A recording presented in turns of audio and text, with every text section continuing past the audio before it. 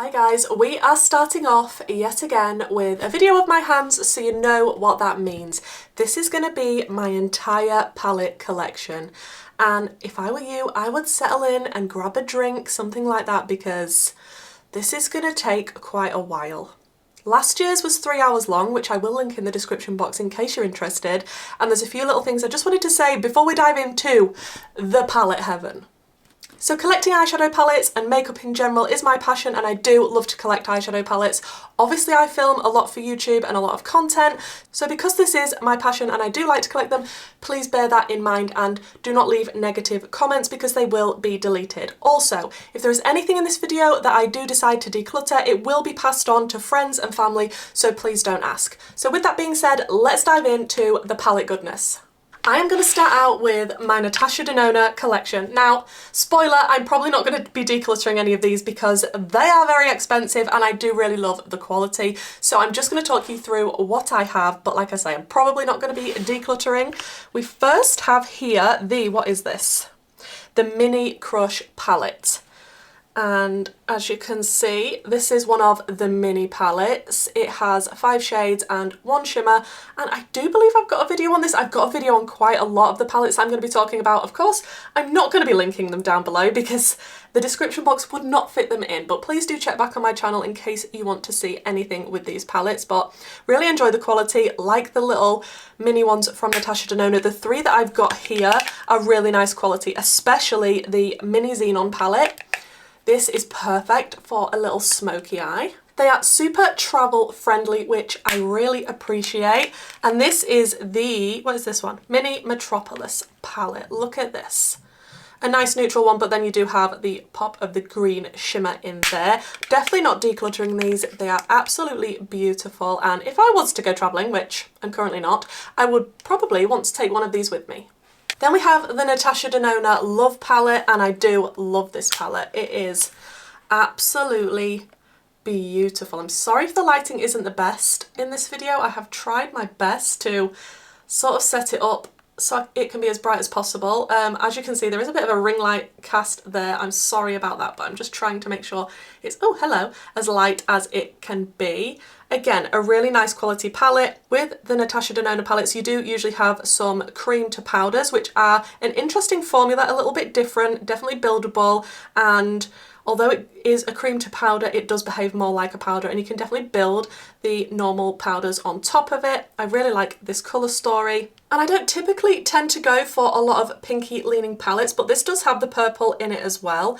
And I just really enjoy the Natasha Denona quality. I do have a code with the Natasha Denona in case you want to pick anything up, so I will leave that on screen in case you want to save some pennies. Then we have the Natasha Denona Pastel palette. Beautiful matte packaging, really nice ombre on that. And inside this is the colour story. I'm not just sure if this is still available or not, I can't remember.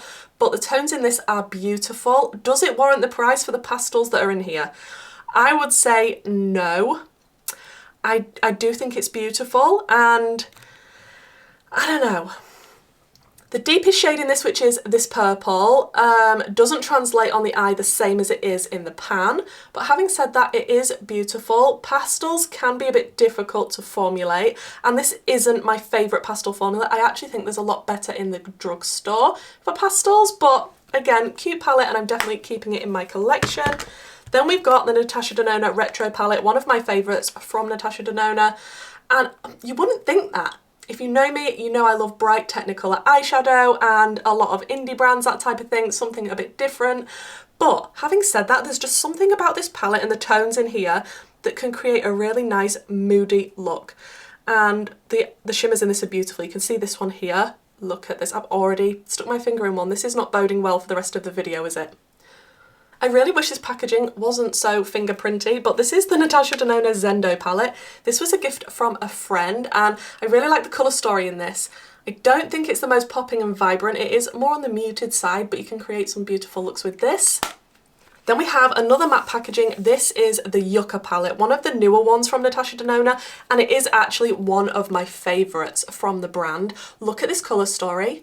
Although it can seem quite neutral, it is leaning yellowy green, which I absolutely love in a palette. I have got 2 videos with this palette, I believe, and I really enjoy it. There is cream to powders in this. The shimmers are absolutely beautiful. The quality of this one is fantastic. And especially this Camu shade that is a really sickly sort of yellow, you know, a bit like the antibiotics you get as a kid that's the banana flavour. Like, you probably only know if you're in the UK. I'm not sure if anywhere else has it like that, but absolutely love this colour story and the quality of this palette. Then we've got my two favourites from the brand. We have got the Circo Loco palette, which of course, look at this. It is a colour lover's dream. It is circusy themed, and I don't mind looking like a clown. Look at these gorgeous colours. I've seen a lot of people rearrange the shades in this palette so that it's a little bit more cohesive, a little bit less scary when you're looking at the colour story and wondering what to do. But I like to know the names of the shades that I'm using, so I haven't moved mine around, but the quality of this one is fantastic. You do have a lot of shimmers in this one. Not gonna lie, there is a lot of shimmers and I prefer a matte heavy palette, but I think this is definitely one of my favourites from the brand, alongside the Trio Chrome palette. Like, the packaging of this, the way that it shifts is beautiful. And then the colour story inside, we've got purples and yellowy greens and even a few peaches. I absolutely adore this palette. And although it is colourful, again, it's not the most vibrant and popping colour story. It is more on the muted side, but I think it is delicious. Now that is all the Natasha Denona in my collection. I do have the new Xenon palette, but that will be coming up later because I do have a basket of new in stuff that I will do at the very, very end. So if anything's missing and it's new, that is why it's probably going to be coming up at the end. Okay, we're going to move on to a very big section, which is going to be Makeup Revolution. Now, I've tried to pick out all of the Makeup Revolutions together. Will we come across some Makeup Revolution at some point later on when I've discovered a random palette somewhere? Maybe. But let's begin. So we have, recently I reviewed these palettes. They are the Monsters University palettes.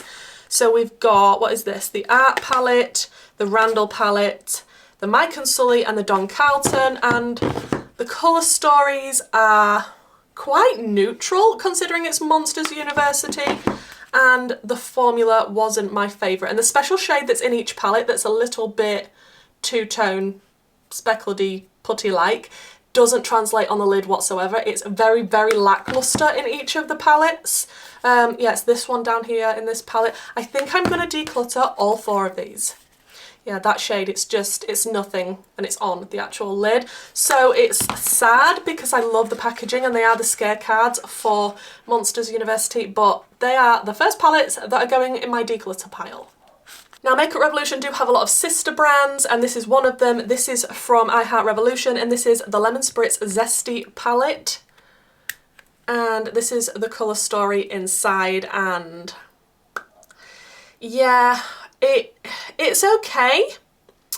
I'm not keen on the packaging. It just feels very, very sort of cheap. Makeup Revolution are very hit or miss for me, and this was a bit of a miss. I mean, it was okay, but am I going to really be reaching for this? Probably not, so it's also going in the declutter pile. Then we've got, ooh, The Simpsons and Makeup Revolution. This is, which palette? Summer of Love palette, and it's got Lisa on the front, and inside this is the colour story.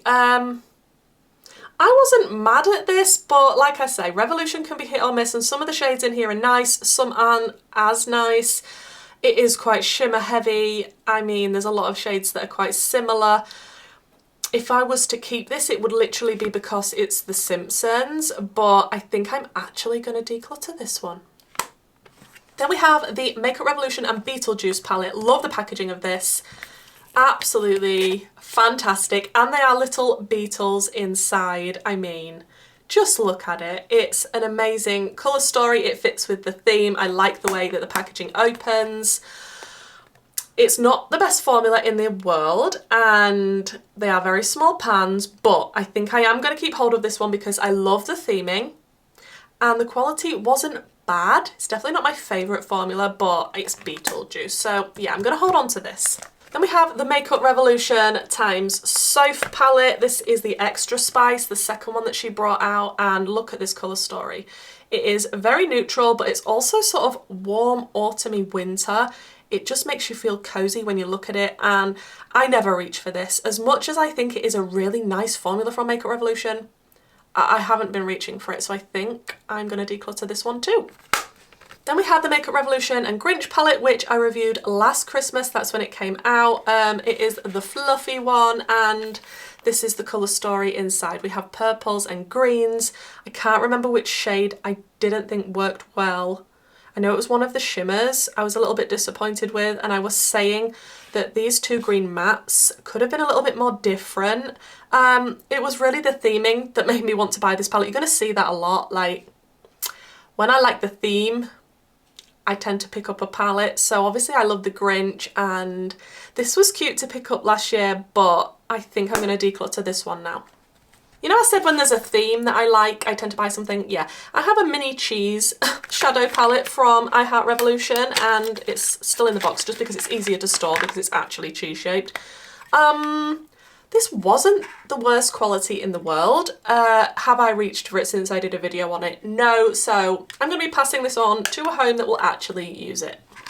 Now I have two palettes here that I was gifted from two different friends. We have the Joey palette, which was the Friends collab, and this is the colour story inside, and this is actually really nice quality from Makeup Revolution. I don't know what happened with this palette, but it is absolutely beautiful, and of course it was a gift, and I am going to be keeping hold of this one.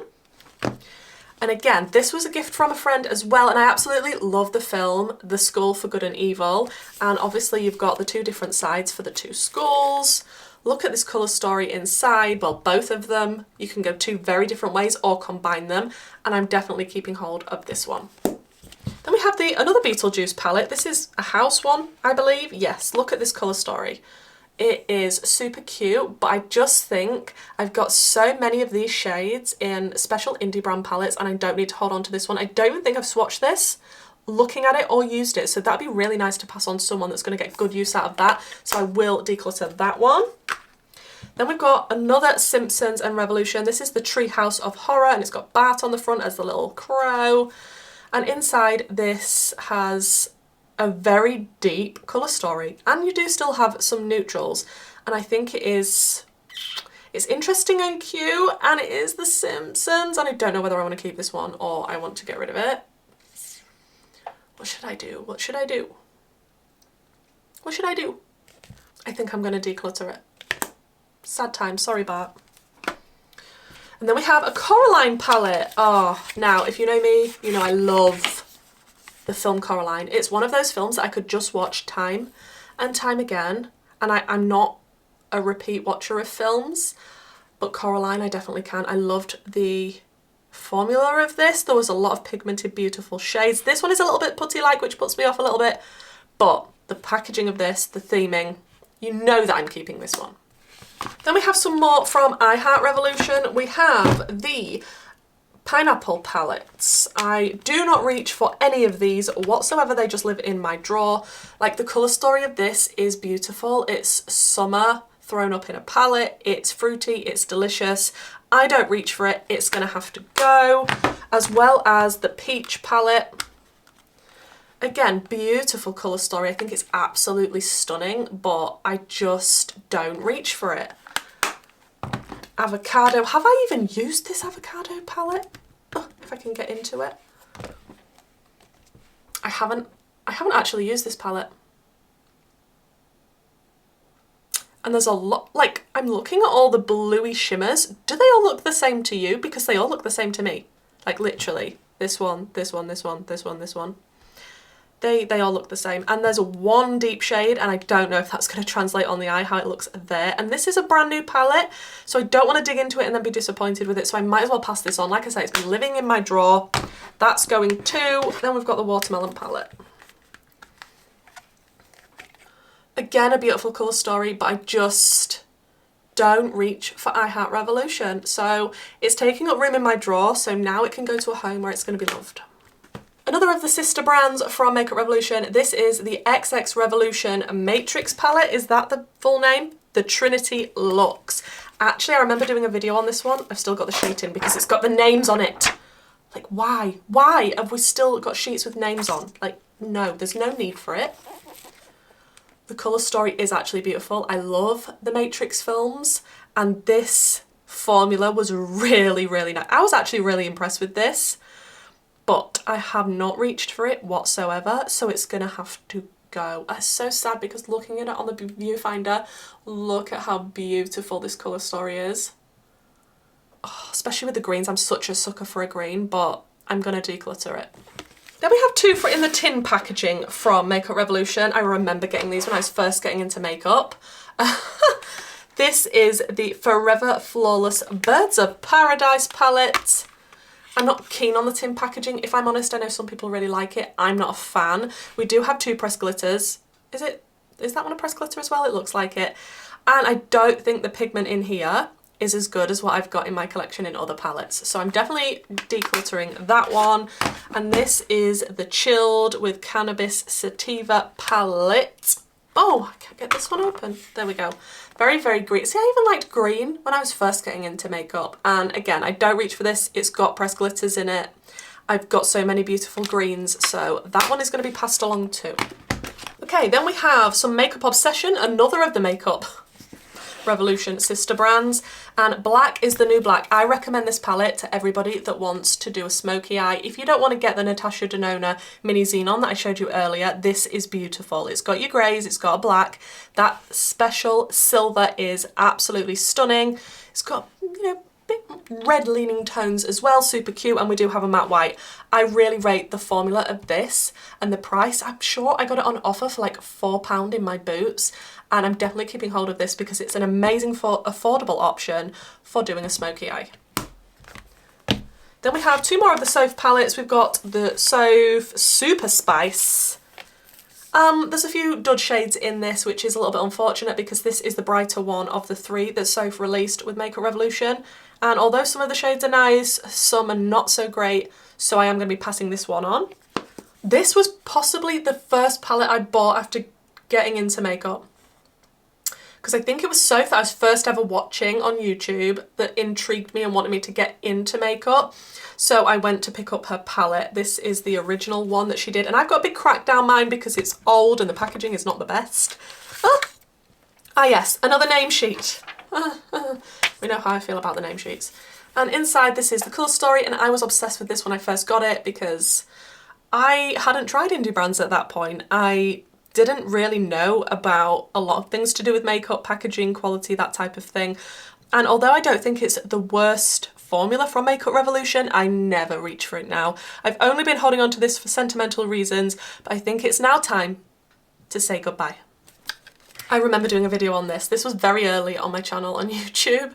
And this actually got quite a lot of views at the time, considering how small I was. I don't think a lot of people reviewed this and the other one that I decluttered last year that came out at the same time. This is the Ultra Violet palette, and I bought it because it reminded me of the Huda palettes with the packaging and everything, like the Mercury Retrograde. And I actually thought the quality was really nice, but have I tested it and thought of what the quality is like since doing that video? No. And my opinions have changed a lot in makeup, so I am going to be passing this one on. Another one I'm going to be passing on is from Makeup Obsession. How are we even saying this? Raddy? Raddy? I don't know. Bright, colourful, beautiful colour story, but not my favourite formula, and I've got so much like it in my collection, so that one's going. And this one is the Smoke and Mirrors by Revolution Pro. I really enjoyed the formula of this. The shimmers in this are so sparkly and beautiful, but again, do I need it and do I reach for it? No, so I'm going to be passing this one on as well. Ooh, this is the Makeup Revolution SFX Ultra Face Paint Palette. Ah, I remember this. I'm sure I got this for a Halloween. Yeah, you can see I've more or less used the white in this and not really a lot else. And I don't reach for it, and it's a couple of years old now, so I'm going to probably put that one in the bin because that's not powder, that's just... It's going to be gross and harbouring things if I pass it on to someone else. So that one's going in the bin. Then I used this again recently on my channel. I did do a throwback this Halloween to this palette. This is the Revolution and Corpse Bride palette. And it opens like this. Look at this colour story. And actually, reusing it again, I'm so glad I did because the blues in this are just haunting. Do you know what I mean? When you look at the blues, it does feel haunting. It matches the film perfectly. I love the Corpse Bride. I really like the quality of this palette. Like I say, Revolution, some hit or miss shades, but I really actually like this one. So I'm keeping this one. Wow, this is a big one. Can I even fit this in the screen? We've got the Extravaganza Shadow Palette from XX Revolution. This is huge and it's a rainbow palette. There we go. And at the time I got this, I loved it and I loved big eyeshadow palettes. The more shades the better, the more variety the better. Now I do not feel the same. The smaller the eyeshadow palette and the more curated the colour story, the happier I feel. So I'm definitely not holding on to this one. I've got some bigger eyeshadow palettes that I know I want to keep hold of, but this one is going to be fantastic to gift to somebody that absolutely loves bright colourful makeup. Oh, we have another Simpsons palette. Am I going to hold on to this one? Let's see. This is the Summer of Love shadow palette with a young Homer and Marge on the front, and inside this is the colour story, and I actually did quite enjoy this one. I remember the look I did with this and it was very bright and vibrant and I liked the shades that I used, but I'm probably never going to use it again, and I literally did just buy it because it was the Simpsons, so I think I should pass it on. Now this one I'm holding on to, because the colour story of this, I am obsessed still. The Treehouse of Horror, the Simpsons palette, when I can open it. Look at this colour story. I absolutely love it. It screams Halloween and spookiness. So it's a combination of why I'm holding on to this one. It is because it's the Simpsons as well as I love the colour story, and I don't hate the formula, and it's definitely staying. And I think, look, I'm not promising anybody, I think this is the last Makeup Revolution palette. Again, another Coraline. This is shaped like a button. Super cute packaging and idea because of the film and the button eyes. So you do have the big button and it does slide up like this. The colour story inside does encapsulate Coraline nicely, I think, but the actual formula of this, I wasn't as impressed as the other Coraline palette that I decided to keep, the small one with the door.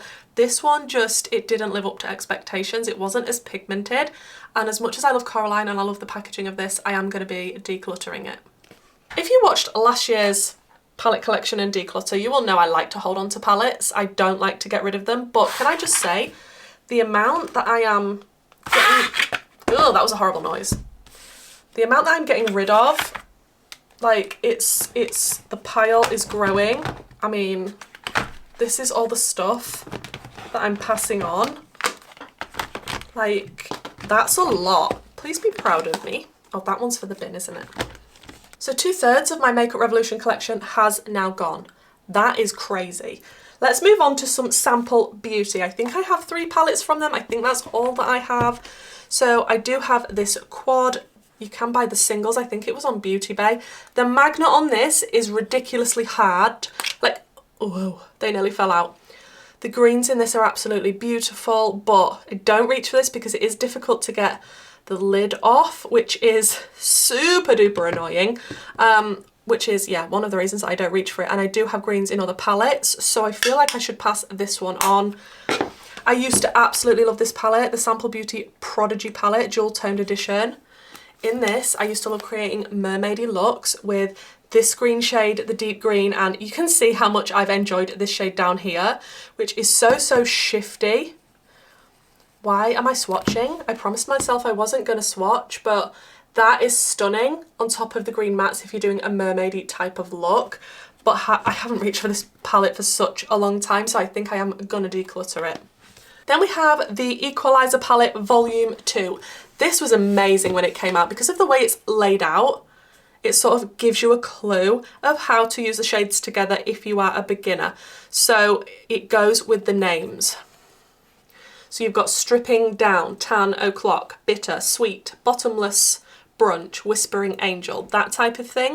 And I think the colour story is beautiful and I actually really enjoyed the formula. But again, I've not reached for it for a long time. That one's going too. So all of Sample Beauty are going to be leaving me. Let's move on to some Morphe. How often do I reach for a Morphe palette? Not very often, let me tell you. Their formula is just not it compared to so much that I've got in my collection. Like, especially now I love indie brands and special shades. I don't really think Morphe can compare. So we have the Everyday Chic palette, which the colour story intrigued me. Like the name sheets, why with the name sheets? The colour story is absolutely beautiful. You wouldn't necessarily think that I would think that about this palette because I'm not the biggest neutral lover. However, there is something about this that's just a little bit different, but I don't reach for it. Ow, ow, it's now attacked me because I was going to declutter it. Ow. Yeah, you're definitely going now, mate. Then we have the Morphe 35S Sweet Oasis. I remember doing the video on this. I hated the look that I did. Please don't go back and look at these things when I mention stuff like that. I really, really like the colour story. I like what they did with this. It is a little bit different. The packaging of this one's really nice as well. It's not just plain black like Morphe do a lot of the time. You do have a matte white. Again, I don't reach for this. It's time to pass it on to a loving home. Ooh, Jaclyn Hill Volume 2. I did declutter the Volume 1 last year, I believe, and I kept the Volume 2 because it is more bright and in your face, which is what I like. Have I used it since then? No, I haven't. This shade is amazing, Dance Party. It's a beautiful tone that actually I don't gravitate towards pinks a lot, pinky purpley, you know, but that one is beautiful. And I think the quality of this one is nice, but again, not reached for it, so it's gonna have to go. And what is this one? 35B. Ah yes, it's this one.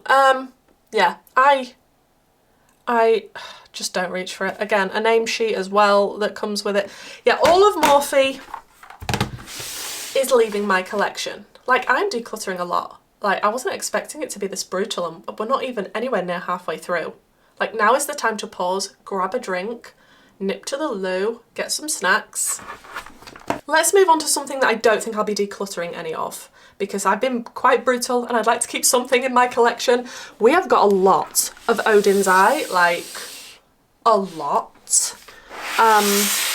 As you can see, I like to collect Odin's Eye. Some palettes I prefer to others. Some formulas are slightly different to others. But on the whole, I think the packaging is really nice. They are a Swedish indie brand, but I know that they do dispatch their palettes from China. And I really like them in general. So let's dive in and look at the colour stories. So we have 3 that are no longer available because they were collabs with influencers. There's the Planet Spirits, the Sea Talk palette, and the Flora Story palette. And annoyingly, I've got all of these in their sleeves still, so it's going to take me a while to show you. But this is the Planet Spirit palette that Betty Jean did with Odin's Eye. I actually preferred this out of the 3, even though I didn't think I would because of the colour story. I at first didn't feel like it was going to be super cohesive, but actually I really enjoyed using this, especially in summertime. Now, some of the shimmers from Odin's Eye can be a little bit hard panned, so just be aware of that if you are planning to purchase anything and you are planning to swatch anything. Again, a beautiful colour story, but I could have missed out the neutrals personally. This was the one with Lauren May Beauty. And this is the one with Makeup Just for Fun, that is the Flora Story palette, which I thought I was going to like the most colour story wise, but actually, yeah, I prefer the Planet Spirit over this, but really, really nice. I'm trying to see if there's any hard pan in these. I don't think I've spotted any yet. Then we have 3 of the smaller ones here. Again, I'm not sure if all of these are available anymore. Some of them are a little bit older, like these ones, so I don't know if they'll be available. This is the Alva 2 Mini Ocean palette, which I think was the first palette I got from Odin's Eye, actually. I'm not a fan of the split pan just because I like everything to be neat and tidy and not like mixing into each other. So I'm not the biggest fan of that, but it does look aesthetically pleasing. I will give it that. The deepest shade in this is a shimmer. I'm not sure if it's a satin looking at it. So yeah, that's not the best because we only have 1 matte in this palette, so this would be a companion palette, but again, I'm not getting rid of it. I absolutely love Odin's Eye and the packaging and the theming. It is all Norse mythology based. Then we have the Alva 2 Mini Forest palette. This one's a little bit better for me because you do have at least 2 mattes in this one. Again, we do have a split pan, but I do think it's cute, but again, a companion palette for me. Then we have the Erd palette, which is a lot more deep and dramatic. Look at this. I don't reach for this. I can't even tell if I've swatched this, but look at it. I need to actually use this because this has got 3 mattes and we do have a light matte and a deep matte and shimmer option. So I think this palette could be standalone. It wouldn't have to be used with something else. So out of the 3 that I've just talked about, I think I prefer this one the most. Fairly new into my collection, we've got the Jewels and Gem palette and the Stone and Rock palette, which was a little bit different from Odin's Eye for the colour stories, I have to say. So this one is the Jewels and Gem. I really enjoyed working with this. I think the formulas are beautiful, buttery pigmented mattes, blendable, really, really nice. Can't see any hard pan in this one. The shimmers are really super duper special. It is leaning on the more neutral, muted side. because a lot of what Wenzdae do is bright and colourful, so if you wanted something a little bit more muted, maybe that would be for you. And then the Stone and Rock palette, which is more green leaning. Oh, look at it. It's just absolutely delicious, especially this down here. You're seeing it as a bright lime green at the minute, but I'm seeing it as more of a turquoise.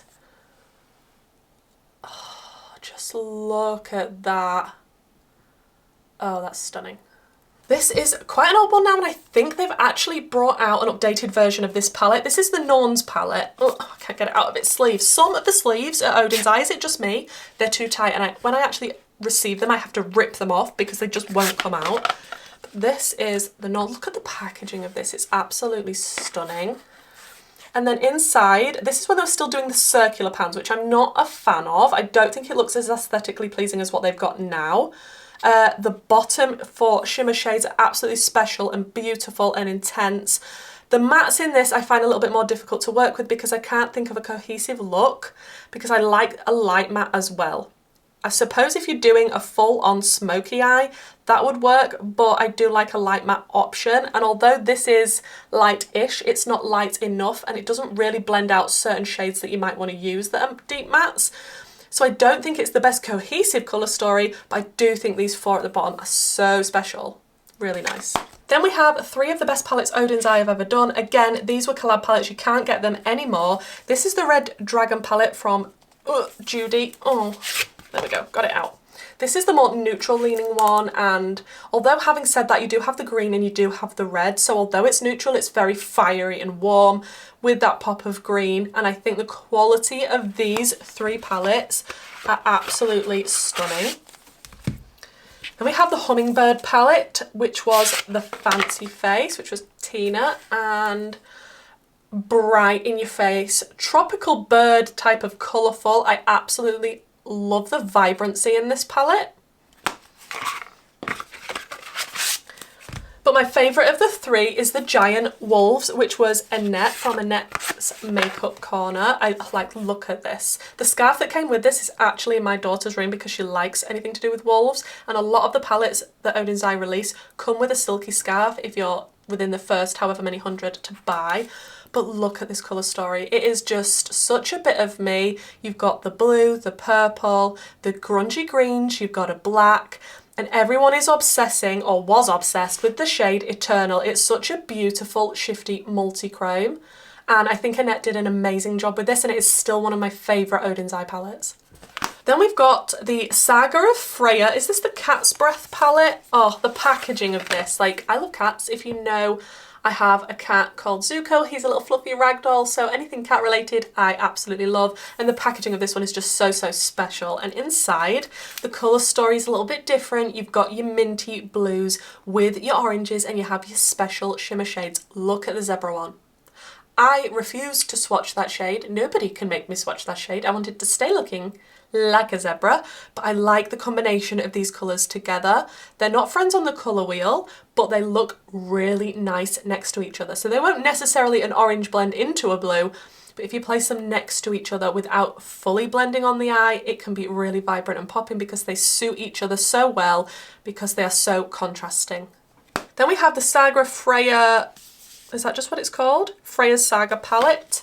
And is this the one that's like a double book? Yes. So it's got two parts that open. So this side is a more neutral side, but leaning a little bit reddy plum. And on the other side, a little bit similar to the Cat's Breath, but this is more green rather than bluey mint. And you do have the bright pop of orange, you have some more neutrals, and it looks like a little book. Again, I'm not sure if you can get hold of this one anymore, but really cute.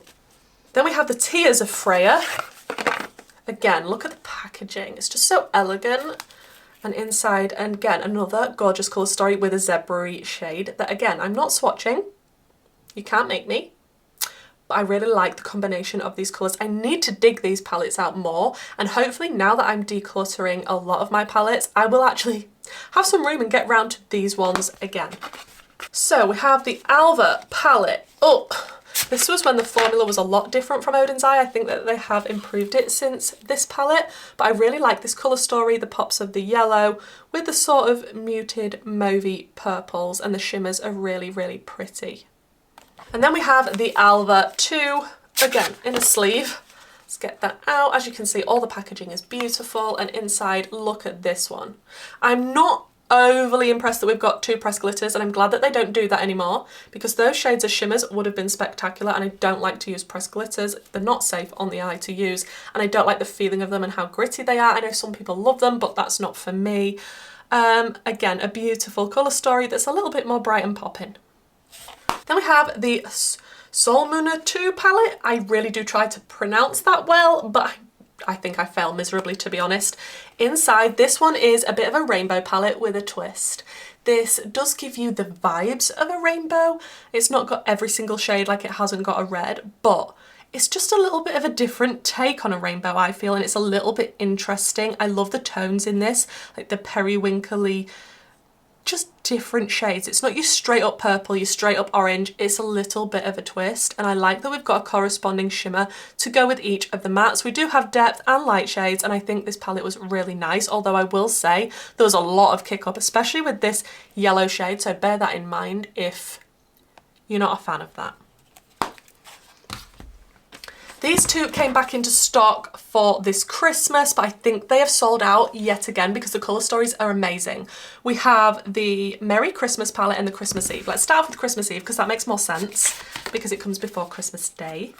And oh, beautiful. Different again, the tones that are included in this, like even this sort of murky browny green colour, and again you've got your depth, your light shades. I absolutely love the packaging and how it all looks, just like the aesthetic of this palette. You can see why they sell out so quickly. And then the Merry Christmas palette is more for me compared to the Christmas Eve, because look at how bright and delicious this one is. This is a Christmas palette, like the reds, the greens, the goldy shifty shades. Look at this elf wish, absolutely stunning. I've already put my finger in it before I could stop myself. What a shade. I might actually use this for Christmas Day, looking at it now. Then we have another collab palette. You can't get this one anymore. This is the Hella palette that was the collab with Angelica Nyqvist. I really do like to watch her on YouTube. She's one of my favourite YouTubers. I do have her 2 new palettes that she released for Halloween with Wenzdae. I do believe they're still available, but they'll be coming up later because they're in my more new in, still need to actually review properly basket. But this was the original one that she did with the brand, and I love this palette. I think I did 3 looks with this palette when I first got it.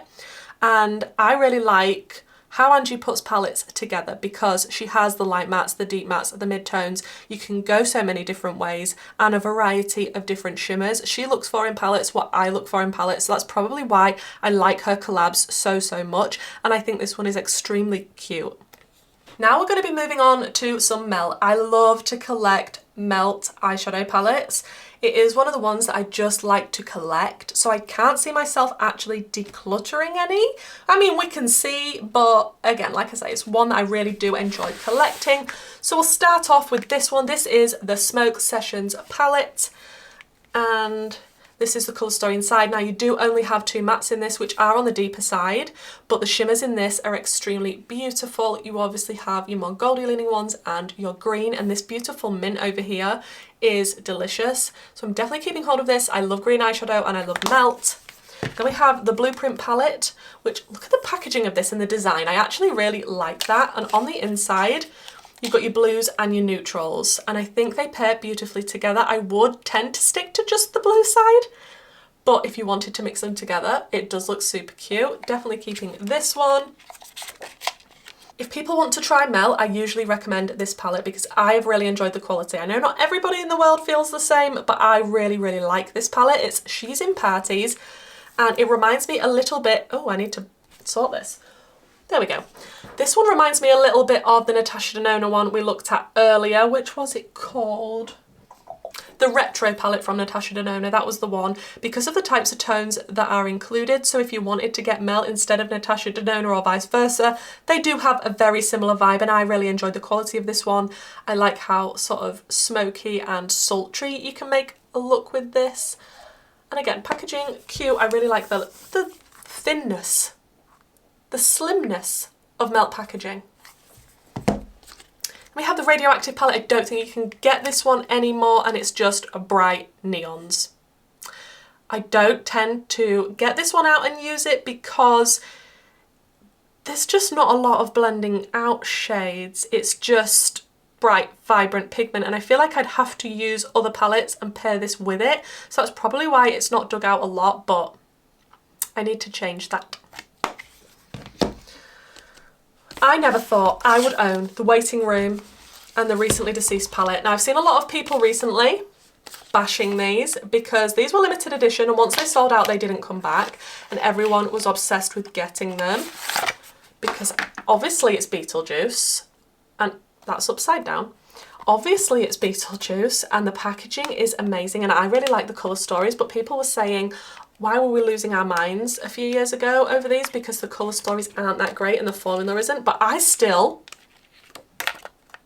enjoy these. I think the colour stories are beautiful. Yes, these purples are a little bit too similar. These two are shimmers and these two are mattes. They are similar. They could have been a little bit more different. However, having said that, I am so over the moon that I've got these and that I can use them, and I am still obsessed. Then we have the Waiting Room palette. Let's just move this out the way. I can't actually pick it up. And this one is beautiful as well with your reds. I think Melt do reds absolutely beautifully, and it's a shame that they put their really good reds in limited edition palettes, but you obviously do have your black, your greys. These greys are a little bit similar. Don't think they're going to look that different on the eye. You have got a white and some corresponding red shimmers in 3 different tones, which I appreciate. You can't tell me that this isn't a good palette because I love it. Now, I wasn't keen when Melt decided to release a different shade palette, but I mean, you know, brands can change it up a little bit if they want to from time to time. That is not a problem, but this one is quite big and heavy. I do love the packaging of this. This was the Amore Mariposas palette, and inside I do really enjoy the colour story. I'm not sure why we have circular pans and why they are on the smaller side, but I did enjoy the pigment in this. I don't think it's the best quality Melt has ever done, but I did enjoy working with it. Why are these 2 shades more or less exactly the same? I don't know, but it's cute. I'm definitely keeping it. Like I say, I like to collect Melt, but I don't think it was their finest palette. Then we've got the Electric palette, and the packaging is quite psychedelic and crazy, and the colour story inside is a little bit on the tame side for me personally. I remember trying this and reviewing this one and doing a video, and it's nice. It's okay. Not sure if it's the same great formula and quality as some of the others from Melt. It hasn't blown me away, but it's nice. Then we have the Mary Jane palette, and I really like the packaging on this and the way that the letters are raised and got a bit of glitter inside. That is super cute, and it's very soft touch packaging. Inside, extremely neutral, cool tone neutrals, and I think they are really nice. I did use this palette for a job interview, I think it was, and it did create a really nice look, and it is part of my little Melt collection. Then we have the Rust palette, which again, on the more neutrally, ooh, nearly dropped it, neutrally leaning side, and you do have some more yellowy tones in this and some warmer browns. So that is the other side to the Mary Jane palette. So if you wanted to combine them both to have your options for warm and cool tones, that's cute. Then we have the Gemini 2 palette, which is predominantly red. We do have some greens over in this corner. I don't reach for this a lot because it is very sort of deep and dark, although you do have your 2 to 3 lighter mattes on the left hand side, but I don't think, I think it's the aesthetic of looking at it. It doesn't make me want to pick it up and play with it, but I think it is nice quality. The Gemini 1, I would definitely reach for time and time again. Obviously it's green, and I just feel like it's a little bit more versatile with the shades that are included. It is a little bit similar to the Rust palette with the yellowy leaning tones, but you obviously do have your more green tones and you do have a black, and I still to this day absolutely love this palette. Then we have one that I'm not as keen on. I think the idea of this one, like the actual packaging, the way it's a little bit raised and a little bit textured, and the actual colour story of this is fantastic. Like the blues with the pink, but it's just a shame that the quality doesn't live up to the other melt formulas that I'm used to. It just isn't as pigmented. Like the blues are a little bit lackluster, especially how close they are in tone as well. And yeah, the pinks, the formula just didn't feel the same. Like the shimmers aren't bad, but the mattes, I mean, no. Then we have the 420 palette. I'm not so keen on the packaging because it's got very sharp corners because they put that holographic-y stickers on it. But inside the colour story is stunning. I haven't personally had an issue with the formula of this, but I know a lot of people don't think it's that great and that they decluttered it and didn't like it. But I think it's really nice, and you do have your brighter pops of yellow and green compared to the other palettes. And last but not least from Melt, we do have the Vida and the Muerte palette. Like, I get told off every time I try and say that word because there's always someone in the comments correcting me. I tried my best. These are the originals because I know that they did bring back these palettes, and I don't think they did them justice of how they are supposed to be, because my friend did pick this palette up again when it re-released, and the lip, to actually make them magnetic, it didn't fit flush like the originals do. Like, can I actually fit all this in? So obviously it does make a skull, and they do mean life and death. And I think both of the colour stories are absolutely stunning, and they probably are my favourite palettes from Melt. Like, look at this colour story. What is not to love about a colour story like this? And then this one, ugh, it is so deep and rich and pigmented, and this was the amazing matte formula from Melt. Like, those reds are insane, and the blues are just delicious. Then we have some Nomad Cosmetics. I love Nomad Cosmetics. They are a fantastic indie brand based in the US, and I love to collect their palettes. I won't be decluttering any of these. I think they are all amazing.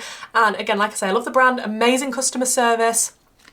It's a lovely couple that do everything themselves. They base their palettes on destinations after they have travelled to them, and they've looked for the colour stories in the places that they have been, and they do give back with each and every palette. They do give a portion of their profits to whatever charity relates to the area. So let's dive in. First up, we have the Nomad Hudson Valley palette. We have some really nice packaging as usual from Nomad, and inside this is your more autumny feeling colour story. You've got your reds, you've got the cool tone sort of minty bluey greens, cool tone browns, warmer tone neutrals as well. I'm sorry, I'm losing my voice slowly. The three in the middle are the shimmers, and they are really, really beautiful on the lid. These aren't shifty, these are just intense metallic-y shimmers, and this is a really nice neutral but bright palette. Then we have my probably least favourite from Nomad. This was the limited edition palette from last year. This is the Santa's Village palette. I think they had a few issues with the formula of this palette, which is such a shame because the packaging and the colour story I think is super cute for Christmas. Your mattes in this are really, really nice. I think they're amazing quality. The issue that people were having was the shimmers. I don't think it was Winter Lights that was so much the issue, it was more the others. As you can see, they have kind of hard panned. They're not easy to pick up, not easy to apply, and they are a little bit flaky. Luckily, they don't do this formula anymore. I think after they tried this and realised that there was issues, they didn't want to do it again, which is such a shame because this palette is so cute, and I think if the formula had been a little bit easier to work with, this would have been an absolutely fantastic palette. Then we have the Paradise Islands palette. Yeah, that's what it's called. Look at this packaging. And the colour story inside is beautiful for summer. Look at this. And you still do have a little bit of depth. Not as deep as I would like it to go, but having said that, you need it to match the actual theme. And with them having actually travelled there and seen these colours and put this into the palette, I'm glad that they stuck to the theme. I think it is very tropical. It just makes me happy looking at this colour story, and the formula of this palette is absolutely beautiful. Pigmented, blendable mattes, beautiful shimmers. Now we have my favourite palette from the brand. This is absolutely stunning. This is the Monteverde palette. And the way that even the outer packaging has the little cutouts and you can see the vibrancy of the front of the packaging through the holes is beautiful. And on the inside, it is a green palette with neon pops. And this is meant to be like the forest, the jungle. Is it a forest or a jungle? Jungle? You know what I mean. But with all the different bright pops from the different colours of the birds and the different creatures that are inside. The shimmers in this are spectacular, especially the shifty one up here called Hanging Bridges. I don't think you're getting the justice of that looking at it in the actual pan, but it's got some beautiful shifts in that Hanging Bridges shade, and it is so vibrant, and the quality of this palette is spectacular, which is probably why it's one of my favourites, because, you know, I like green, I like bright pops of colour, and the quality is amazing. Then we have the Love and Death palette, which is based on Romeo and Juliet because it is set in Verona, and obviously you have the side that is for love and the side that is for death. And I think they complement each other beautifully. And although there are quite a lot of pinks on the love side, they are definitely not duping each other. There are definitely different tones of pink in the pink side. And you do have two mirrors on each side. I love the way that the packaging opens. I think the packaging is absolutely stunning. And I really enjoyed playing with this palette and I think it's beautiful. Now, I actually got the next one sent to me by the owners very, very kindly, and it actually blew my mind a little. This is the Royal Europe palette, and the multi-chromes in this palette, because obviously it's royal, it's decadent. Look at this packaging. Like, I don't know if you can see how 3D it is with all the stencils and the cutouts stuck on top of each other. It is very decadent. And inside, the colour story is, again, jewel tones, absolutely beautiful, very royal, and the 5 multi-chromes at the bottom. I do have a video on this where I'm trying to show you the different shifts in these multi-chromes. The shifts are extremely strong. It is more of an expensive palette because of the multi-chromes, but it is so, so special. So if you wanted to treat yourself to a really special palette with amazing multi-chromes, like, you're not going to be seeing the shifts on this, but please check out the video if you're interested. That is such a stunning palette and a little bit different from what they've done before. I'm going to struggle to pronounce this. Is this the Okavango Safari palette? Like, the soft packaging, the details, always amazing from Nomad. And inside it is a very neutral colour story. Obviously safari based, you do have your sort of zebra print shade, and there was a leopardy print shade until I swatched it, and a little bit of a special shade there that looks a bit leopardy as well. And I think, or is that tiger because it's stripes? Yes. I think it is a really cute palette. This did come out around the time that the Natasha Denona Yucca palette came out, and people was trying to compare the colour stories, and I think they are very, very different colour stories. Although they are green and neutral based, I think the Natasha Denona Yucca is a lot more yellow leaning. This is a lot more cool tone green leaning. When you're looking at the actual greens in here, I think it is a fantastic palette again from the brand. Then we have the Fire and Ice palette. The packaging of this one blows me away. Look at the inside of this. Again, would be another really nice one for Christmas.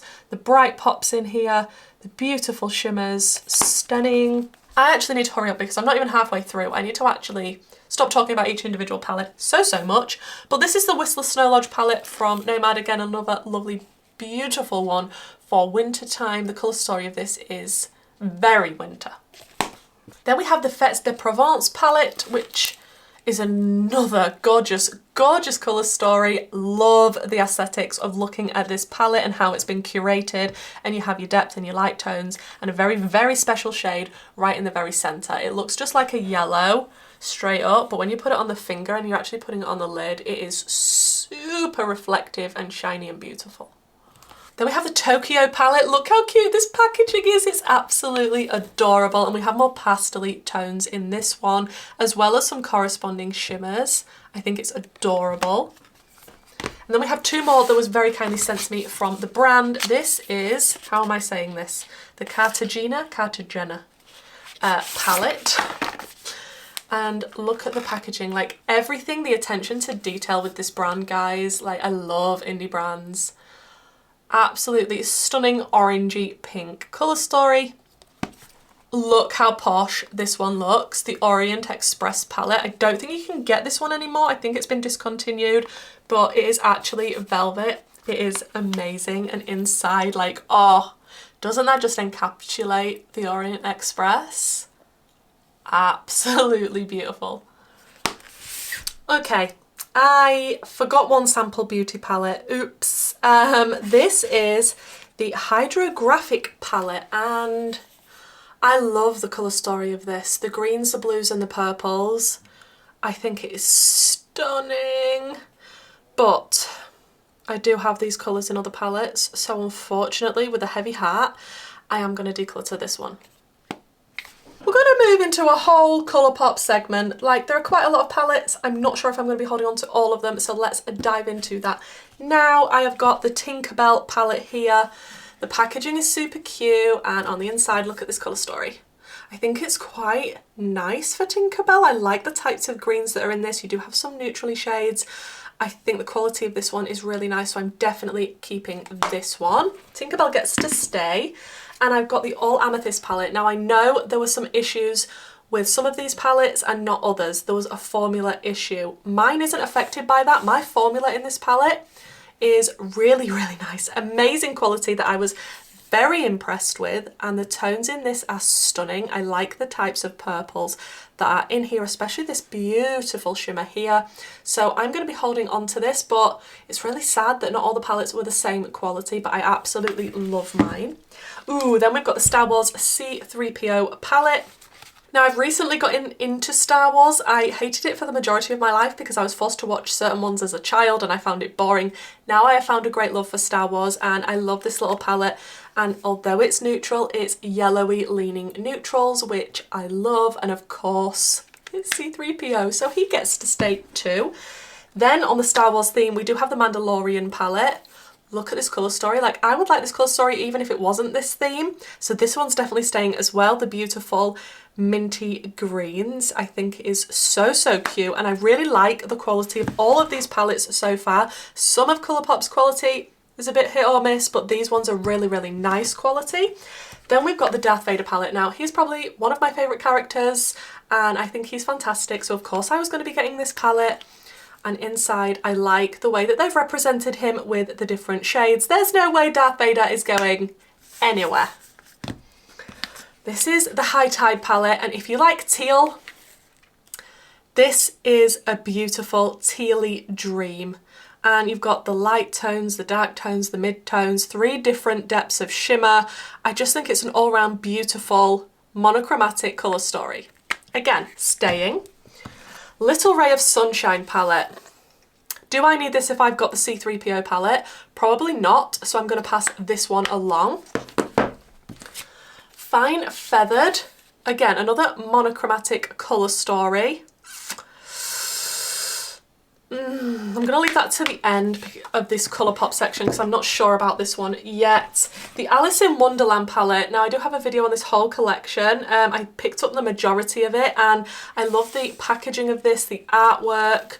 The colour story inside is a little bit strange for Alice, but I mean, it's nice.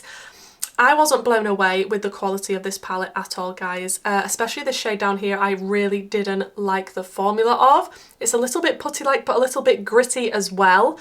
I think the other shimmers, like these two up here, were the best in this palette, and the mattes are nice, but there wasn't really anything to blend out this black matte with sparkle in. So I found it a little bit difficult to work with, so I think I'm going to pass this one along. In the Limelight, I don't think you can get this anymore. Colourpop, what are you doing? Because this palette is insanely good quality, and the greens in this are stunning. Yes, these two may be on the similar-ish side. However, I absolutely love this. It is so stunning. I think I reached for this palette when I was going out for cocktails for my birthday and I wasn't disappointed. That's definitely staying. Aura and Out. Let's just lift this up. Look at these pastels. It's so, so cute. There's no way that's going anywhere. That's too cute. I'm sorry, it's too cute. Mint to Be, again, another beautiful monochromatic colour story. Very, very minty. Do I need it? Let's put that in the maybe pile. Just My Luck is green. I can't open it. That's Just My Luck. Oh, again, but do I need it? Oh, but look at the browns with the, okay, that one's staying. In a Trance. Again, beautiful, beautiful pastels, absolutely stunning. That can go in the maybe pile. These quads from Colourpop are such good quality, and this is the Big Leo Energy, and I absolutely love this one. It is so pigmented and beautiful, but I don't need it, so I'm going to pass that one along. Then we have all of these ones from Colourpop. Like, I think they are stunning, but I don't need them all. So we're going to go through them and decide which ones I'm keeping. This one on the top, look at this colour story. I'm keeping this one. This is just a glitch. There is no way I'm getting rid of that. Okay, that is staying. I don't think I need the New Millennium. I will pass that one along. Oh, look at these greens. Okay, I really want to keep this one. This one is the High Society. Then we have this gorgeous little blue one. It is Rumour Has It. I think I want to keep that. And I think I'm going to get rid of these two as well, which is, what is this? Digital Playground. I'm going to pass along. And this one, which is Too Hot, but it's like too, you see? I don't know. Then we have the All That palette, which is actually amazing quality for reds. It's really nice quality. It's beautiful, but I don't know if I'm going to reach for that. Let's put that one in the maybe pile as well. Then we've got Menage a Moi. Very, very neutral leaning, but a little bit of mauvey tones. That's gorgeous, but I think someone else could get more use out of that, so I'll pass that one along. Then we have the Barbie Malibu. Look at this colour story. And it's Barbie, and I like Barbie themed things. This one's definitely staying. Then we have the Star Wars palette. Oh, this is one of my favourites from Colourpop. The quality is amazing. The artwork inside, like I have this artwork on a t-shirt. I think it looks beautiful, and I like what they did. Like, there is quite a lot of neutrals in there, but there's quite a lot of sandy, neutrally deserty things in Star Wars, so I can't be mad at that. And I like the blue and the red. Of course, this one is staying. Then we have the Lush Life palette. I wish they still did this. I don't think they do anymore. It is such a stunning colour story and really good quality. That one's staying. Then we have the Lizzie McGuire What Dreams Are Made Of palette. Again, absolutely beautiful, but I feel like I've got these colours, so I'm going to pass that one on. Then we have Lust for Dusk, which is actually an interesting neutral palette. The tones in this and the quality is fantastic. So although it's neutral, and you probably thought I was going to declutter it, I absolutely love this palette, and it's definitely staying. Another one of my favourites from Colourpop is the Limoncello palette. Ugh, I can't get it open. I don't know, there's just something about the yellow with the blue and the neutrals and the whole aesthetic of this palette, including the packaging, so that's staying. Then we have the Powerpuff Girls. Oh, I used to absolutely love Blossom. Who was your favourite Powerpuff Girl? Blossom was definitely my favourite. Look at this colour story. It's bright and it's popping and it's gorgeous, but I feel like someone else could get better use out of it, so again, passing that one on. Then we have the Avatar The Last Airbender palette, and I discovered this series when Colourpop released this palette, and I have to say I love this series. Me, my daughter and my husband all watched it and we thought it was fantastic, and I love the palette as well. I like the way that they've done the colours and represented the different signs for water, air, earth, and what was the other one? Fire. So I'm definitely keeping this one. My cat is named after this series. He is Fire Lord Zuko, the fluffy ragdoll. So of course, you know I'm keeping this one. Then the series that they brought out after that is The Legend of Korra, and she's the new Avatar. And I must say the packaging of these, like 10 out of 10 for representing the series. And the colour story in this is a little bit similar to the previous one because obviously we're representing the 4 different elements. However, I feel like this one's a little bit more bright, a little bit more popping, and I absolutely love the quality of this one. So this one's definitely staying too. Then we have this one, the Hocus Pocus 2 palette, and the artwork is absolutely stunning. I never picked up the other Hocus Pocus palettes as much as I love the film. But yeah, this one was the most bright and popping, so that's why I got this one out of the 3. And I like the way that they've done the colour story. I like the artwork. I like everything about this palette apart from the quality. This shade it might as well not be in here. It is so lackluster and ridiculous, and I wish more people talked about it, because people are like, oh yeah, I love this palette. Like, have you used this shade? This shade is horrific. The rest of the shades are really, really nice, however, so I will be keeping it, but I'm side-eyeing this shade. Now these two are really good quality, I have to say. They're Hello Kitty, and the yellow one is called Pineapple Cake and the blue one is called Cocoa Cutie, and you'd think with the packaging and how it looks sort of childlike that it wouldn't be great quality, but actually I have to say the pigmentation is fantastic. Although in this one for me it is missing a deeper shade, because I do like some depth in a look, so it's not a fully cohesive palette for me, and I would have to pair it with something else. So I'm going to pass that one along. And the blue one, again, not anything deep enough for me to just keep this for it being on its own, but someone is going to love those because the quality is amazing. The Not a Box of Chocolates palette. Now there was just something about this, like, I do not lust after brown eyeshadow apart from this palette. I don't know what it was. Maybe the fact that it does look like a box of chocolates, like literally, but this palette is no joke. The pigmentation is extreme, so go in with a light hand.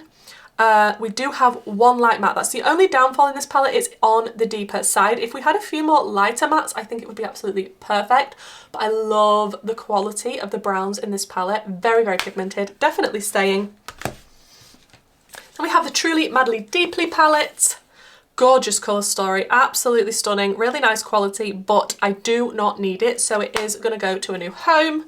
One of my favourite palettes from Colourpop is Fade Into Hue. Now this does have kind of a pressed glitter formula in here in a few of the shades. Now it is a rainbow palette and we do have a little bit of depth here and there, but I think the three shades is this one, and this one that are a little bit pressed glitter like. Now I don't typically use pressed glitters, but in this palette, these are nice. These are the best pressed glitters I've ever come across, and I'm very happy to use them. They don't feel gritty and horrible on the eye. They look sparkly and delicious. They've got their own sort of sticky stuff in between, so you don't have to use a glitter glue with it.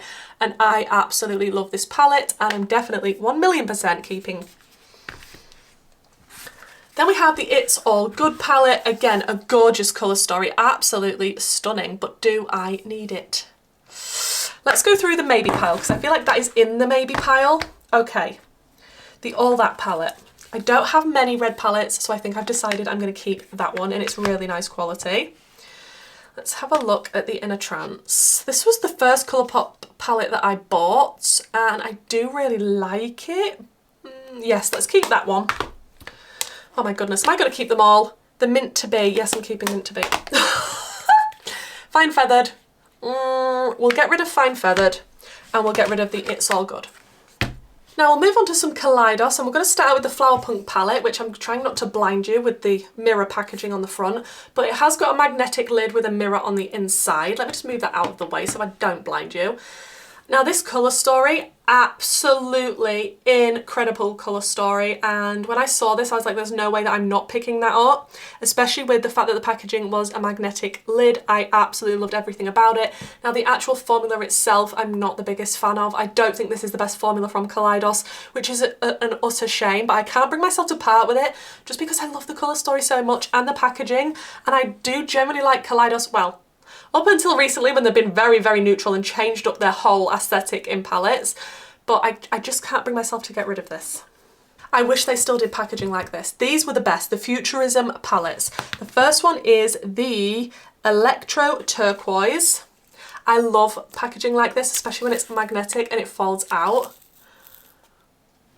Like, the way that this is laid out, the colour story is giving me a little bit Odin's Eye Cat's Breath, do you remember, with the mint and the orange? But I think this is a fantastic palette with amazing quality. I think I actually own two of these, and I think this is the untouched one. So I think I'm going to give the untouched one away and keep the other one that I have, but absolutely amazing quality, amazing colour story, and the packaging is one of the favourites in my collection, to be honest, the fact that they did it like this. Bring this back, Kaleidos, and bring back some colour. Then we have the Futurism 1 Sci-Fi Green, which I think they discontinued this. Name sheets. Name sheets are annoying. We don't want any name sheets, please, brands. But look at this grungy colour story, also giving me Melt Gemini vibes, but am I going to keep it anyway? Absolutely I am. Futurism 2 Cyber Bronze. I think I am missing maybe 1 or 2 of these Futurism palettes. Like the really bright neon one I'm definitely missing, and the lavendery one. So I would like to collect them just to finish off the collection because they are really nice quality. The packaging and the colour stories were actually really good from Kaleidos. It's such a shame that they've moved away from this. Futurism 3 Astro Pink, but I can't actually get this one open. Oh, there we go. Oh, name sheet again. Seriously? This is an absolutely stunning colour story with the purple and the nice deeper turquoise that's a little bit shifty. Again, loving it. Then probably the best Kaleidos palette that has been brought out was the collab they did with Angelica Nyqvist. Obviously you can't get this anymore. The packaging is like absolutely stunning, and inside obviously the colour story is beautiful. Like I said earlier, Angelica Nyqvist likes similar types of aesthetics and eyeshadow palettes to me, so of course I was going to love this colour story, and the formula is beautiful. I think I actually got this for my birthday when it came out. To another indie brand in my collection. This is a Wicked Widow Beauty, and I really wanted to try the brand, so I picked up 2 of the palettes that I thought would speak to me the most colour story wise. So here we have, what is this one actually called? It doesn't have the name on the packaging, which I wish it did, but I feel like it's the Mad Hatter's Tea Party palette. And I do like the aesthetics of this, and the inside, like the colour story, it does feel very Alice in Wonderland, especially with the indentations. I think it's super cute. The only thing this is missing for me is a deeper matte and a lighter matte. If one of them was a lot lighter, one of them was a lot deeper, it would be a very all-rounder palette for me. But of course they are more on the mid-tone-ish side, so I would have to pair this with something else to get a look how I want it to look, but I think it is really, really nice quality actually. Now, I absolutely love the Scissorhands 2 palette. The packaging is stunning. It's amazing for winter, and it's got one of my favourite shimmers ever in this palette. This is the shimmer that I'm talking about. It's called Imperfect. As you can see, I've swatched it quite a lot because I can't explain to you how intense and metallic and amazing that looks on the lid, and it is very, very shifty, and it is so special, and I don't think I've got a lot like it. It's a little bit plummy, a little bit purple, and a little bit blue. I like this palette a lot. I think the colour story is a little bit different.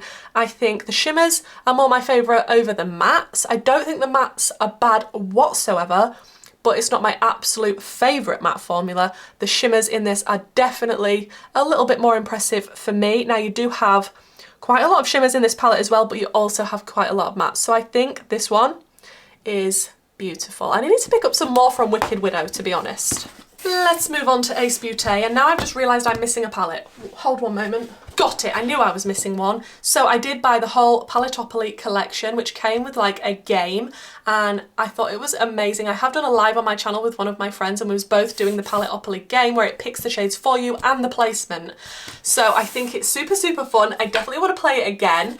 I might do it on another live. That could be super fun. I really like the quality of the Ace Beauté formula since they changed it. I only have one palette, I think, in this collection of Ace Beauté that is the older formula, which is a shame. But look at this vibrant, beautiful colour story. We have depth, light tones, the shimmers are beautiful. They are a little bit putty-like, so if you don't like that, bear that in mind. But the colour story of this, and obviously playing a game where it's deciding the shades for you, you could have something totally random on the eye. So loving that. I wish more brands did things like this. This is a little bit innovative and a little bit different. One of my favourite colour stories from Ace Beauté is the Tropical Vibes palette. I lost my mind when they said they was going to be releasing this, but now looking back at it, because this is a slightly older palette in my collection, I can see the similarities to the Yucca palette from Natasha Denona that we looked at earlier.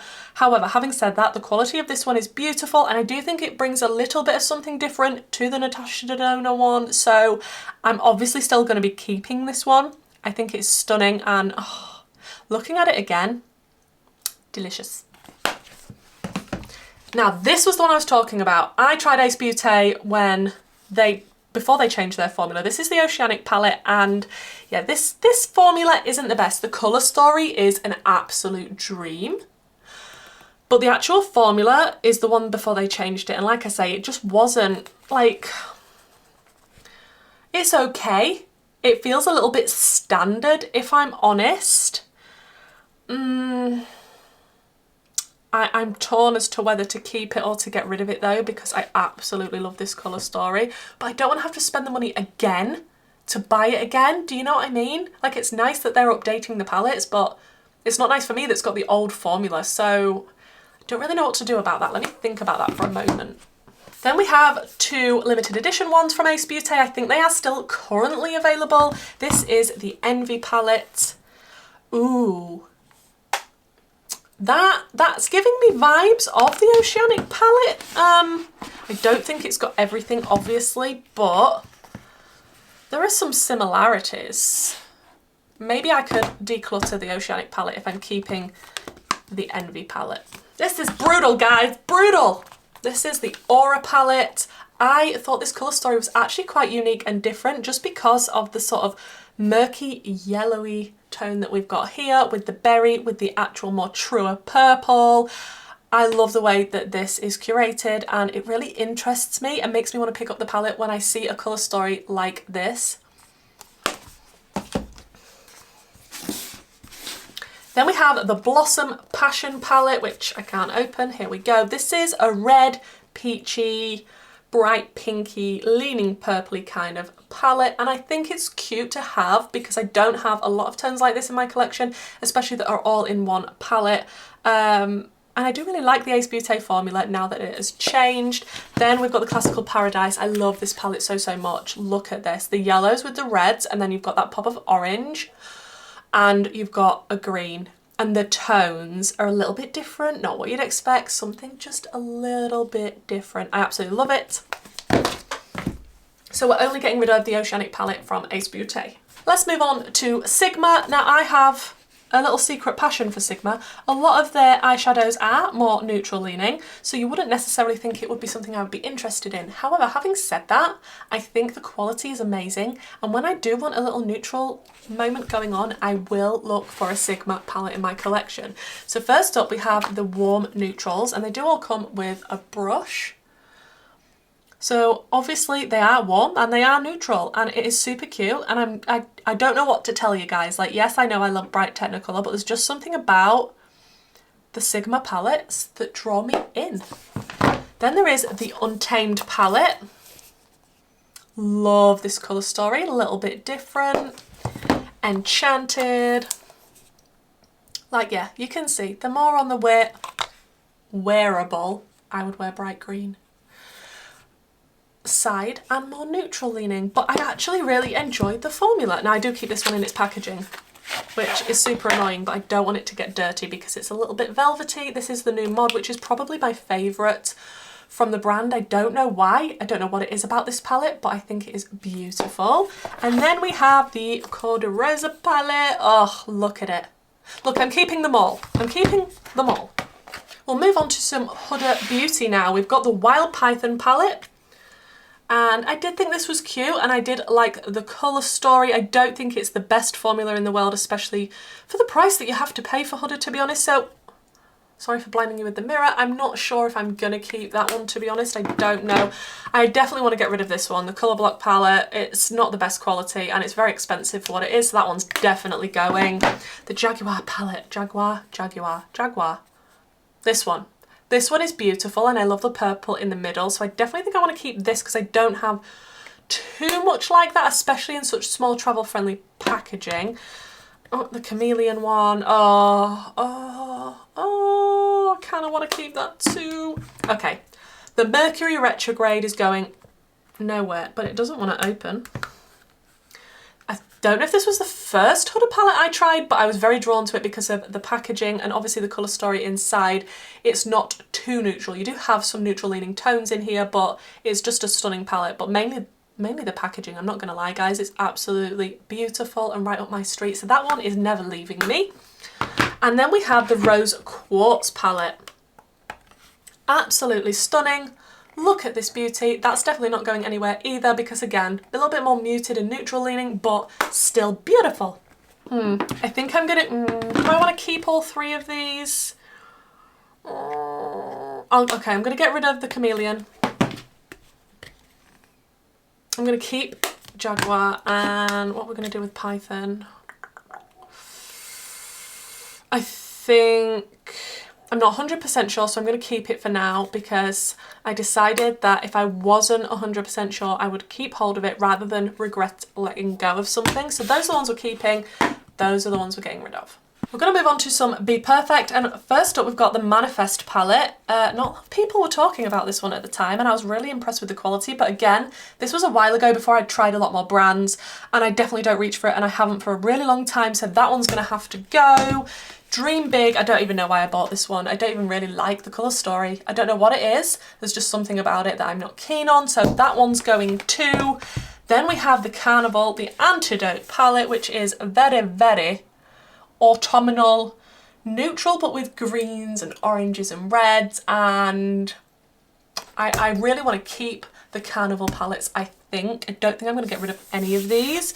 I like the quality and the colour stories, so I'm going to keep that one. Then we've got the Carnival 3, the Love Tahiti, which is my absolute favourite out of the Carnivals because the colour story is so vibrant and delicious. I do wish we had some more blues in it though. I've used that a lot of times for a lot of colourful looks. Then we've got the XL Pro, which is probably my least favourite of them all, to be honest. I would still reach for it when I'm doing bright Technicolor looks, I suppose, but I'm not keen on the fact that we've got the highlighters down the side. I don't need highlighters in a palette, but yeah, keeping that one. And then the Interstellar, which I wasn't gonna buy, but then I saw people using it. The tones in here are slightly different to the other Carnivals. Trust me, they are. And obviously we have all of this grey toned side of the palette as well, so that is a little bit different. That one's staying. So we're keeping the Carnivals and we're getting rid of the Manifest palettes. Now we're going to be moving on to Gourmande Girls. Now I can't remember if I've actually gone past any palettes in this so far that I've received in PR. I just want to make you aware that some, very few in my collection I have received in PR, and I will, when I remember, try to let you know which ones I've received in PR and which ones I've bought myself. I think everything I've more or less said so far I've bought for myself. I don't remember getting any of those in PR whatsoever, but I know some of these have been PR. And I do have a code with Gourmande Girls if there's anything that you would like to pick up, and it is affiliated, so thank you so much if you do use it for supporting my channel. This is the Vivacious palette from Gourmande Girls. This is more of the older formula and a different style of packaging than what they do typically now, but the colour story is beautiful. I don't think I need this palette in my collection. As sad as I am to let this one go, I can't keep everything, so beautiful, but it's gonna have to go. This is the Galactic palette, which I did receive in PR. Oh, the Vivacious, I do believe I bought myself. This one is absolutely stunning. You can see it's used a lot. The shifts in this are amazing. I do have a video on this palette, and it was me and a few other people on my live that I was doing on this channel with Christina, the owner, and we was trying to help her decide which shades were going in this palette, so that's super cute. And this is definitely not going anywhere because these shades are super special and shifty. Then we have the Sailor Moore palette. I think this is the first palette I bought from the brand when I discovered them, and it is a beautiful kind of Valentine's-y theme of a palette. Look at the reds, like the black is so pigmented, the red is beautiful. There's no way I'm getting rid of this. I know it's more toward the old formula of what was going on with Gourmande, but I absolutely love it. Then this was a collab, I believe. Is this the collab with Doodles by the Bunny? I feel like it was. I feel like it was.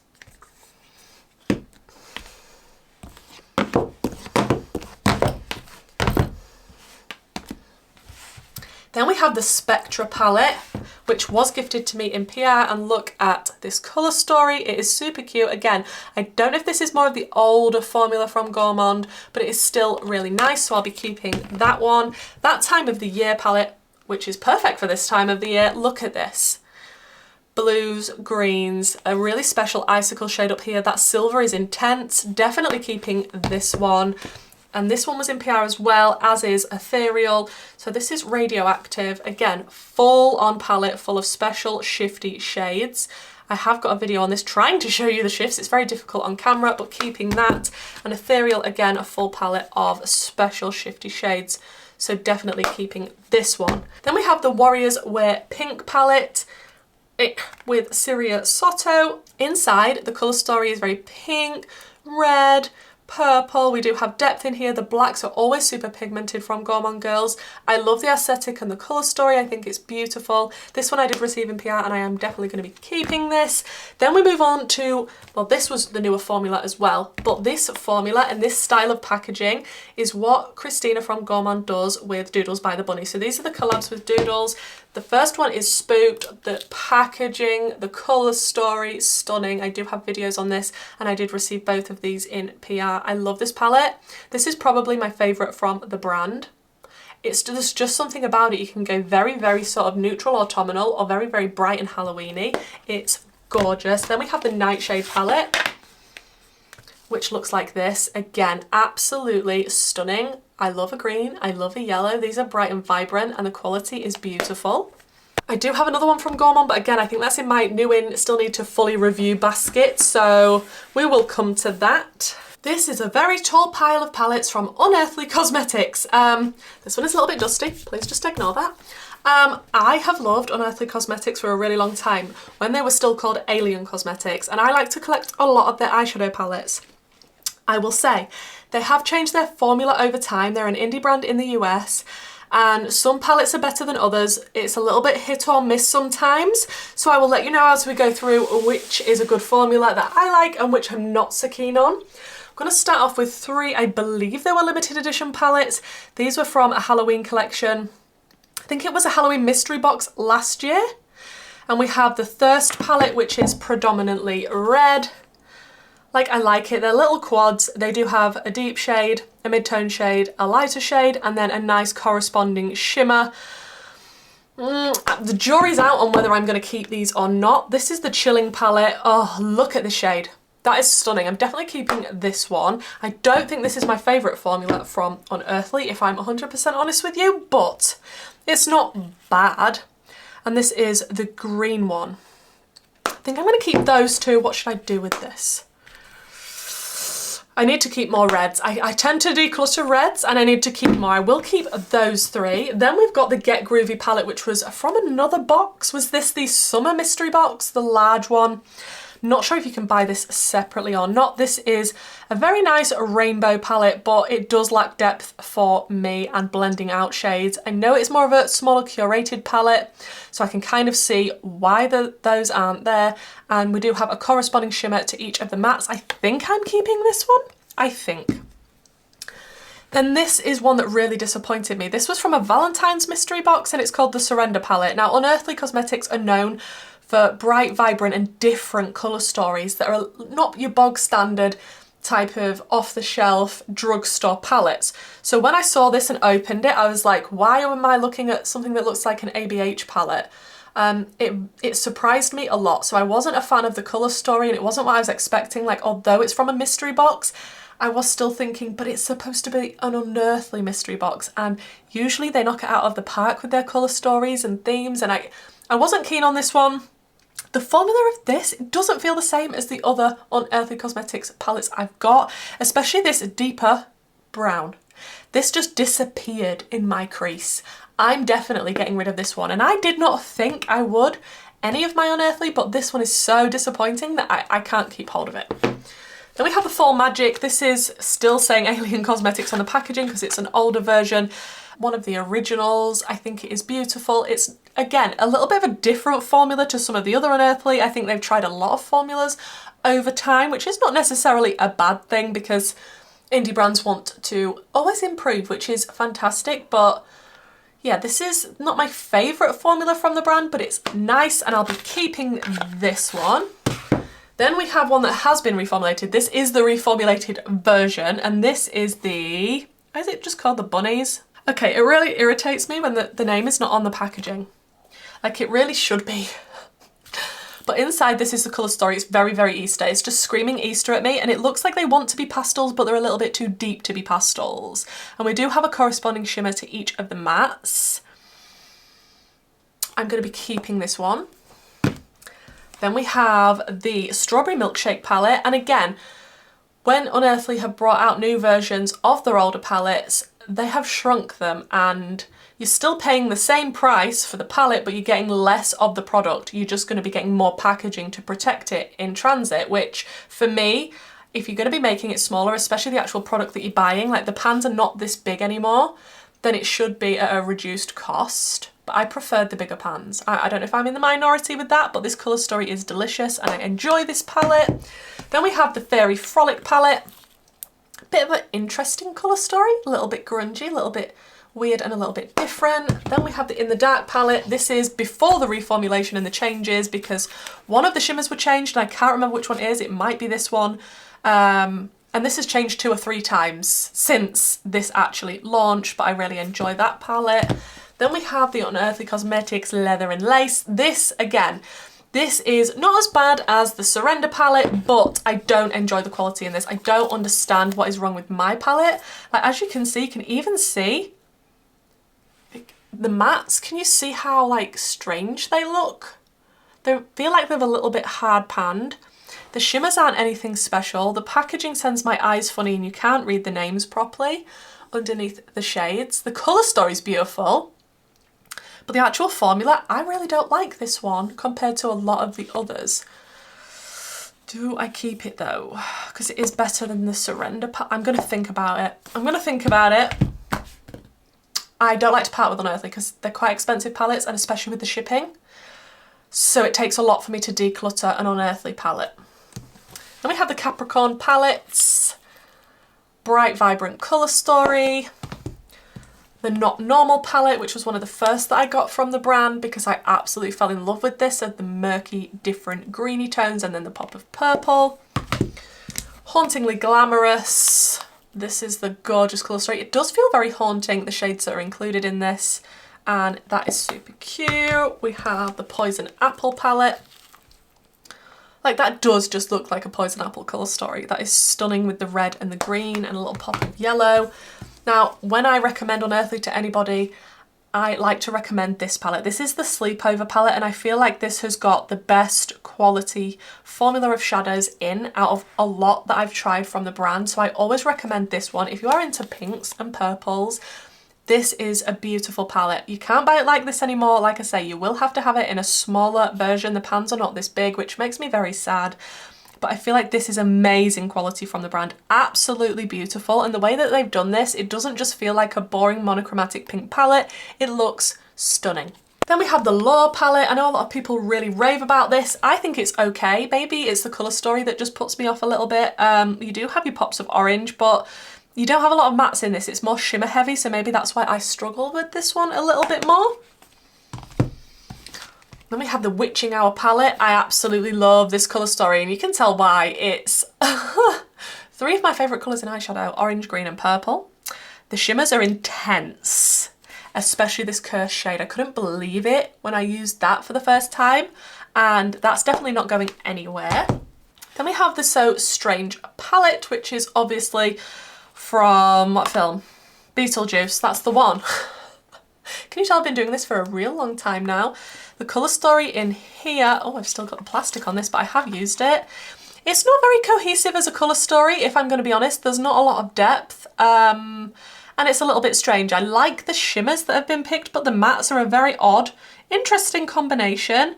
I would have liked one shade to be a little bit deeper in the matte, so if I'm honest, and maybe one of the lighter shades to be even lighter than it is, but that's just me being picky and wanting every palette to cater to my needs. But I think it is a nice different colour story and I love the packaging.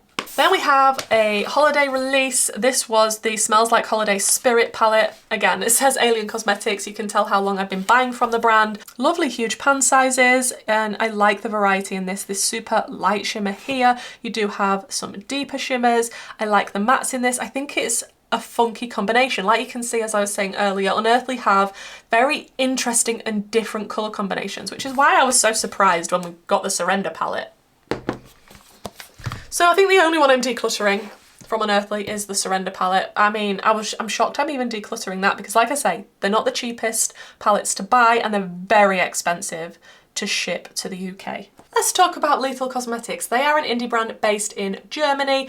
I do love an indie brand, especially when they are smaller, a little bit different, a little bit unique. That is my favourite. So I loved it when I discovered Unearthly. No, we've moved on, Kerry. I loved it when I discovered Lethal Cosmetics. I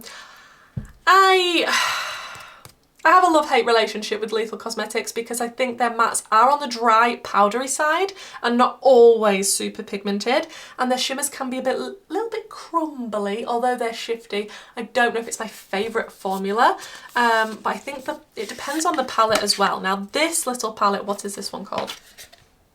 The Roots palette. Now you can customise a lot of the Lethal Cosmetics palettes, you don't have to buy them as they are actually set out, but this one is one that's already set out for you with the colourway. That's why it's called the Roots palette, but you can pop all of these out. They do have the little holes on the back, rearrange them or buy different singles and pop them in. Now this colour story is not the most exciting to me anymore. It's not very cohesive to me just because you're not having much depth in this. All of the mattes are the same sort of tone, so I think I'm gonna pass this one on. Then we have the One Up palette, which is meant to be sort of gaming inspired retro gaming, and it's not going to be everyone's cup of tea because of the actual shape of the palette and the storage and all of that. But inside you have player 1 and player 2 side, and I really did like the quality of this palette. I thought it was nice, but like I say, the mattes are on the more dry side and the shimmers can be a little bit crumbly, a little bit difficult to pick up on a brush. You do get a little bit of fallout, but all in all I think it's a nice palette, so I'll be keeping that one. Then we have the Lethal is Dead palette, which was the collab with Teresa is Dead. And I love the look of this colour story. I didn't realise how actually muted it was going to be when I received it. I thought it was going to be a little bit more vibrant, but all in all I think this one's a nice one, the way it's been put together. I like what Teresa picked for the shades. So I think I am going to be keeping hold of this one. Then what is this one? This is the After Dark palette. I did stick the stickers on. Let's have a little look inside. Again, not fully cohesive for me because it doesn't have the depth I'm requiring in this palette, but I do think the shades are nice and I think I will be keeping this one for now. I don't know if it's going to survive many more declutters, we'll have to see, but my favourite that I've tried from Lethal is definitely this one and I would recommend it. This is the Night Flower palette. The colour story and the formulation of this one, so much better than the others that I have tried. Like this one is just a dream. Look at the blues and purples. The colour story speaks to me so much more. You do have more depth in this and I feel like the quality of these ones are slightly better than the quality of some of the others.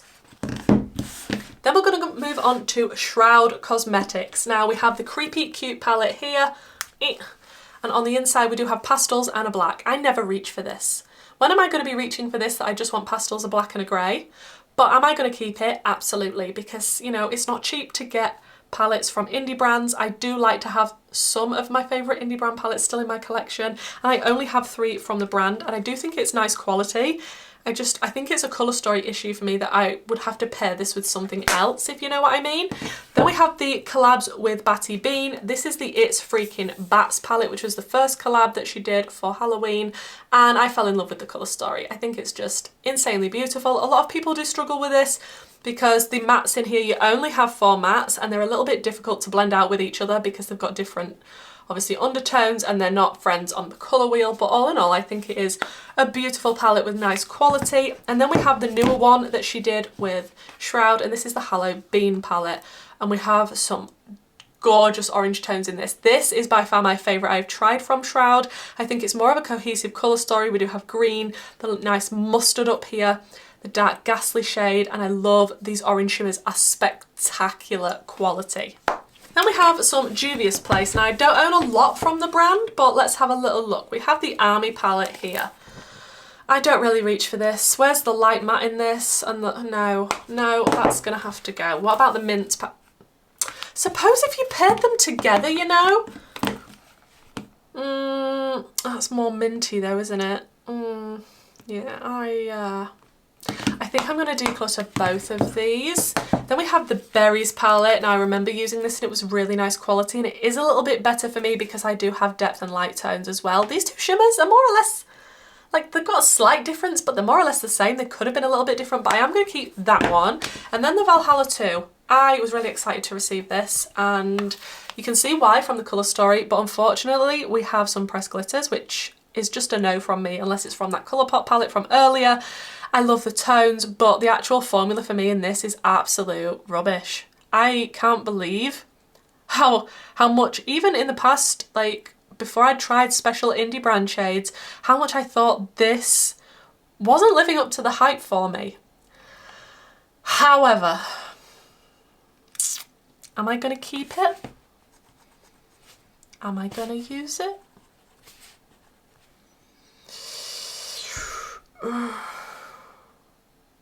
I'm gonna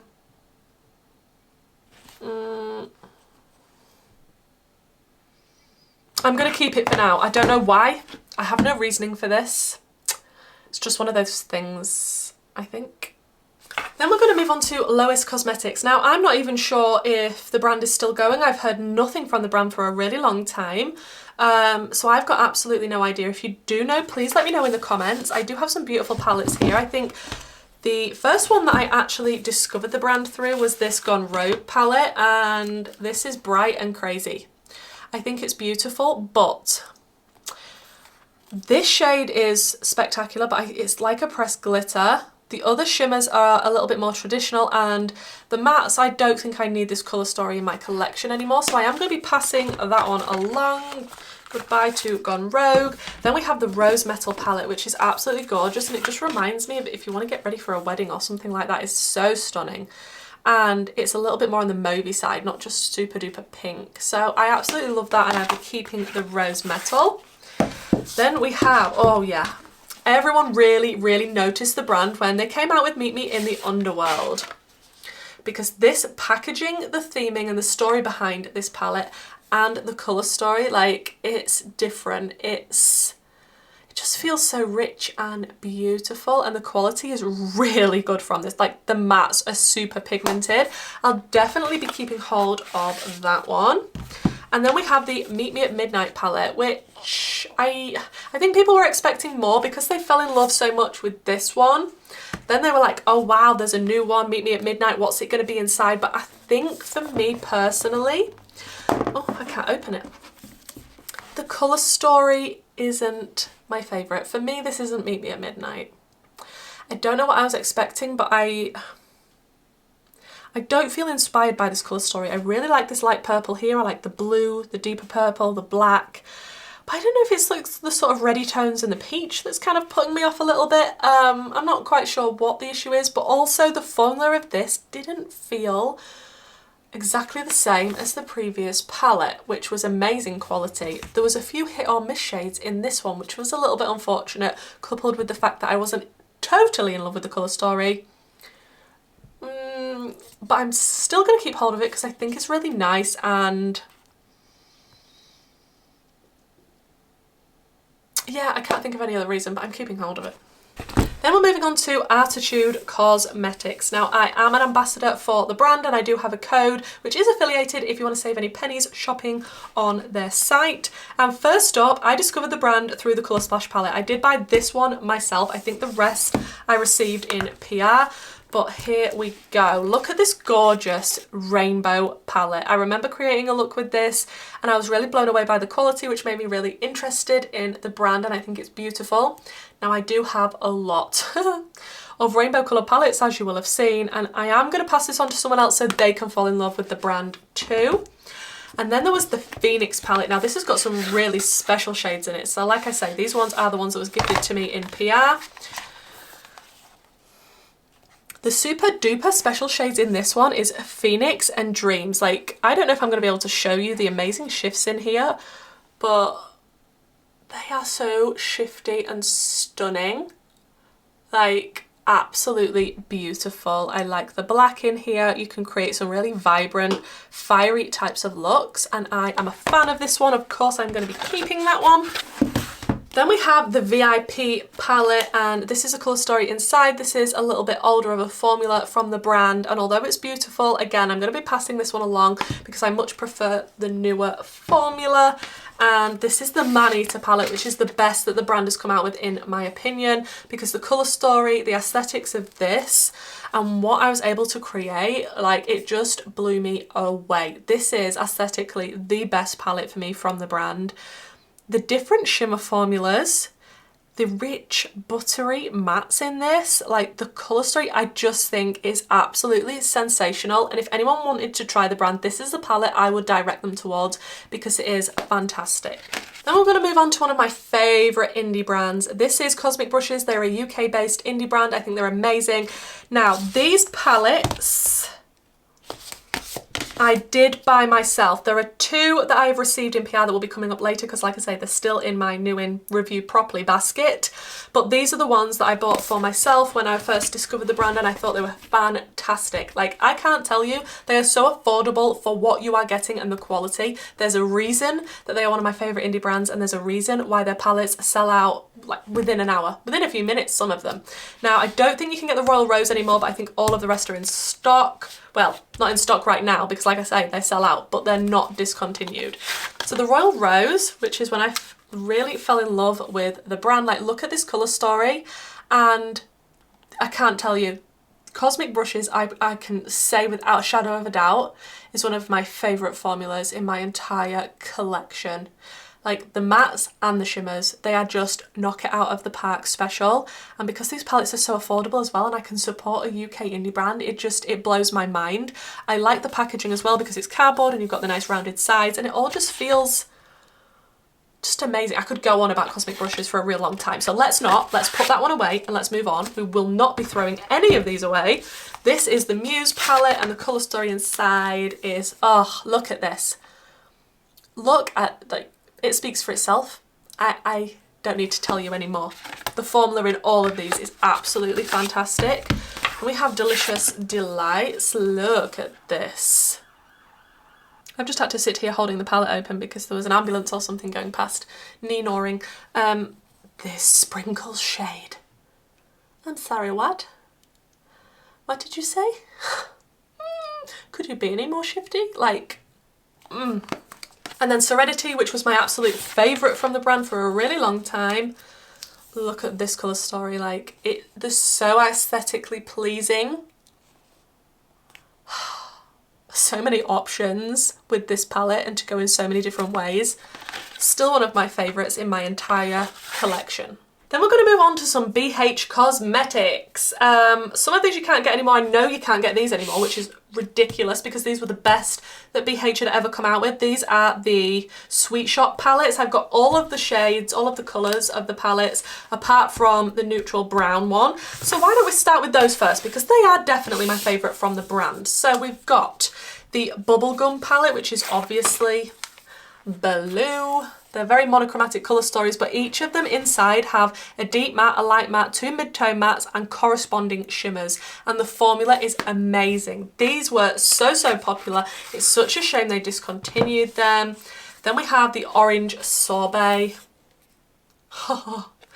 They are delicious, literally. Cotton Candy, which is a little bit less monochromatic because you do have the pink as well as the purple. Pistachio. Oh, I could just eat some pistachio ice cream. My throat is hurting a lot right now from all the talking I've done. Look at that. Then we have the Cherry on top. Still sad that I don't have the brown one. Like, I wouldn't really want to use it, but just to complete the set. Is anyone else a completionist? Because, yeah. Then we also have Lost in Los Angeles, which is what I would direct people towards if they really wanted a really good quality pastel palette that is affordable at the drugstore, because Makeup Revolution now own BH Cosmetics, and I think you can buy these in Superdrug in the UK. This is a fantastic quality palette, and the pastels in here are amazing. Really nice shimmers. Beautiful, beautiful formula. Then we have the Trendy in Tokyo, which is more of a rainbow palette. Tempted to declutter this one, but we'll see. Passion in Paris. Oh, look at this. I'm definitely not getting rid of this. There's just something about it. The reds with the blues and the purple. Really good quality palette again. Then we have the Blueberry Muffin, which is still in its sleeve for some reason. Like, this packaging is not the best to show you on camera because it's very reflective, but another super cute palette. Can't bring myself to get rid of that. I like BH Cosmetics and they're so affordable. Then I got one from this collection with all the funky writing on. This is the Do Not Disturb palette. And I think it is a beautiful colour story, but I'm not going to really reach for it anymore. So I am going to pass that one on. Trendy in Tokyo. Let's decide what we're doing with you. I'm going to pass that one on as well. Then we have the Lunar New Year palette, which looks like this inside. I was actually really impressed with the quality of this, but again, I'm not going to keep this one. I definitely don't need it. there isn't a pull for me to keep this one. Like sometimes, you know, you just decide with your heart rather than your head. Yeah, I definitely don't need that one. I did talk about this one in a more recent video. It's the Lit List palette. It was my winter palette collection that I was trying to talk about and say my recommendations for winter, but I did admit in that video that I'd never actually used this. I bought this for a massive discount from Beauty Bay on like was it a Boxing Day? It was heavily discounted and I'd never got around to using it, and I've had so many people tell me since that they really enjoy it and that I should definitely use it. So obviously I can't declutter it because I have too many people telling me I need to use it. So that one is going to stay. Lunar New Year is going. Then we have these from, I think it was a Halloween launch that they had. We have the Ghost Pepper, Absinthe, Sub-Zero and Nightshade, and I think these are beautiful palettes, but they are very shimmer heavy. You have 3 mattes at the top and then 6 shimmers. So that's the purple, the blue, the green, and the red, which is a little bit pinky as well. But actually, because I've got the ice cream palettes, I don't think I need to keep these ones, so I'm gonna give these ones away. Now let's talk about W7 palettes. We've got the My Atlantis palette, which I believe most of these palettes are dupes for other palettes, to be honest. And I think this one is a dupe of a Huda palette, and I do actually have the actual Huda palette, so I'm not going to be keeping hold of this one. The Sherbet Pop is a bit of a dupe of the Natasha Denona Pastels palette, and I did think this was actually really nice quality for pastels and from W7 and how affordable it is. But again, passing it on. The Moonglade palette, an ABH dupe, passing that on. Total Eclipse, which is the Mercury Retrograde dupe, might keep that one. The Cool Down palette, which was sent to me in PR from W7, very, very, very neutral and cool toned, which is why it's called the Cool Down palette, but I don't ever really reach for it, so I am going to be passing that one on. And the Mardi Gras palette, which is a dupe of the Tahiti Carnival, and this is amazing quality actually, so I might keep these two and get rid of these 4. We have some Urban Decay, and I do have the Naked Honey palette, and I was debating whether to declutter this one the last time, and I haven't used it since. So as much as I don't actually want to get rid of it, I am going to declutter it because it's not being used. So that one's going to go. The Wild Greens that I renamed Mild Greens in my video, because they're not wild to me, they're very, very mild. I really bought this for the packaging as well though, you know, sometimes you do. Look at this colour story, it is cute. It's not the most vibrant greens in the world and you do have neutrals, but actually I like this and I'm keeping it, especially because of the packaging. And then we have the Moon Dust palette, which is just full of shimmery shades. Do I really need this anymore? Now that I've got all those special ones from Gourmande girls. No, I'm gonna declutter this one. It's going. Moon Dust is going. Say goodbye to Moon Dust. I can't remember if these are all of my Too Faced palettes or not, but I think I'm going to get rid of both of them. This is the Pumpkin Spice and it smells amazing. It smells like pumpkin spice, but I'm not blown away by the Too Faced formula, guys. I am not a fan. I'm just not a fan. So that one's going to have to go. And this one was a big anniversary one, I think. This is the Then and Now palette, and I think this one's going to have to go too because I just don't think Too Faced are the formula that I love. Okay guys, I have decided that I'm going to get rid of the Leather and Lace palette from Unearthly Cosmetics. I don't know why I was trying to keep hold of it. I did pay a lot of money for it, especially with the shipping attached, but I know I'm never going to reach for it, so I am going to be decluttering that one as well, but I just wanted to let you know. I don't even know if I'm halfway through yet. I'm hoping that I am. Let's go on to the Mitchell palettes. So this is the Mini Mitchell Volume 1, and I love the colour story in here. I really like Mitchell's colour stories in general usually. We do have 3 neutrals down the middle and some very nice pops of colour, and I do think it's good quality, so I am going to keep this one. The, oh goodness, what's this called? Do You Want Some Milk? The Do You Want Some Milk palette, I love the aesthetic of this, like it's cow themed. And it is a beautiful colour story, but the blue that is here called Bluebells is the most patchy blue that I have ever used in my life. I am not a big fan of this palette just in general because that put me off, and I haven't reached for this since my last collection video, so that tells me it's time to declutter this one, unfortunately.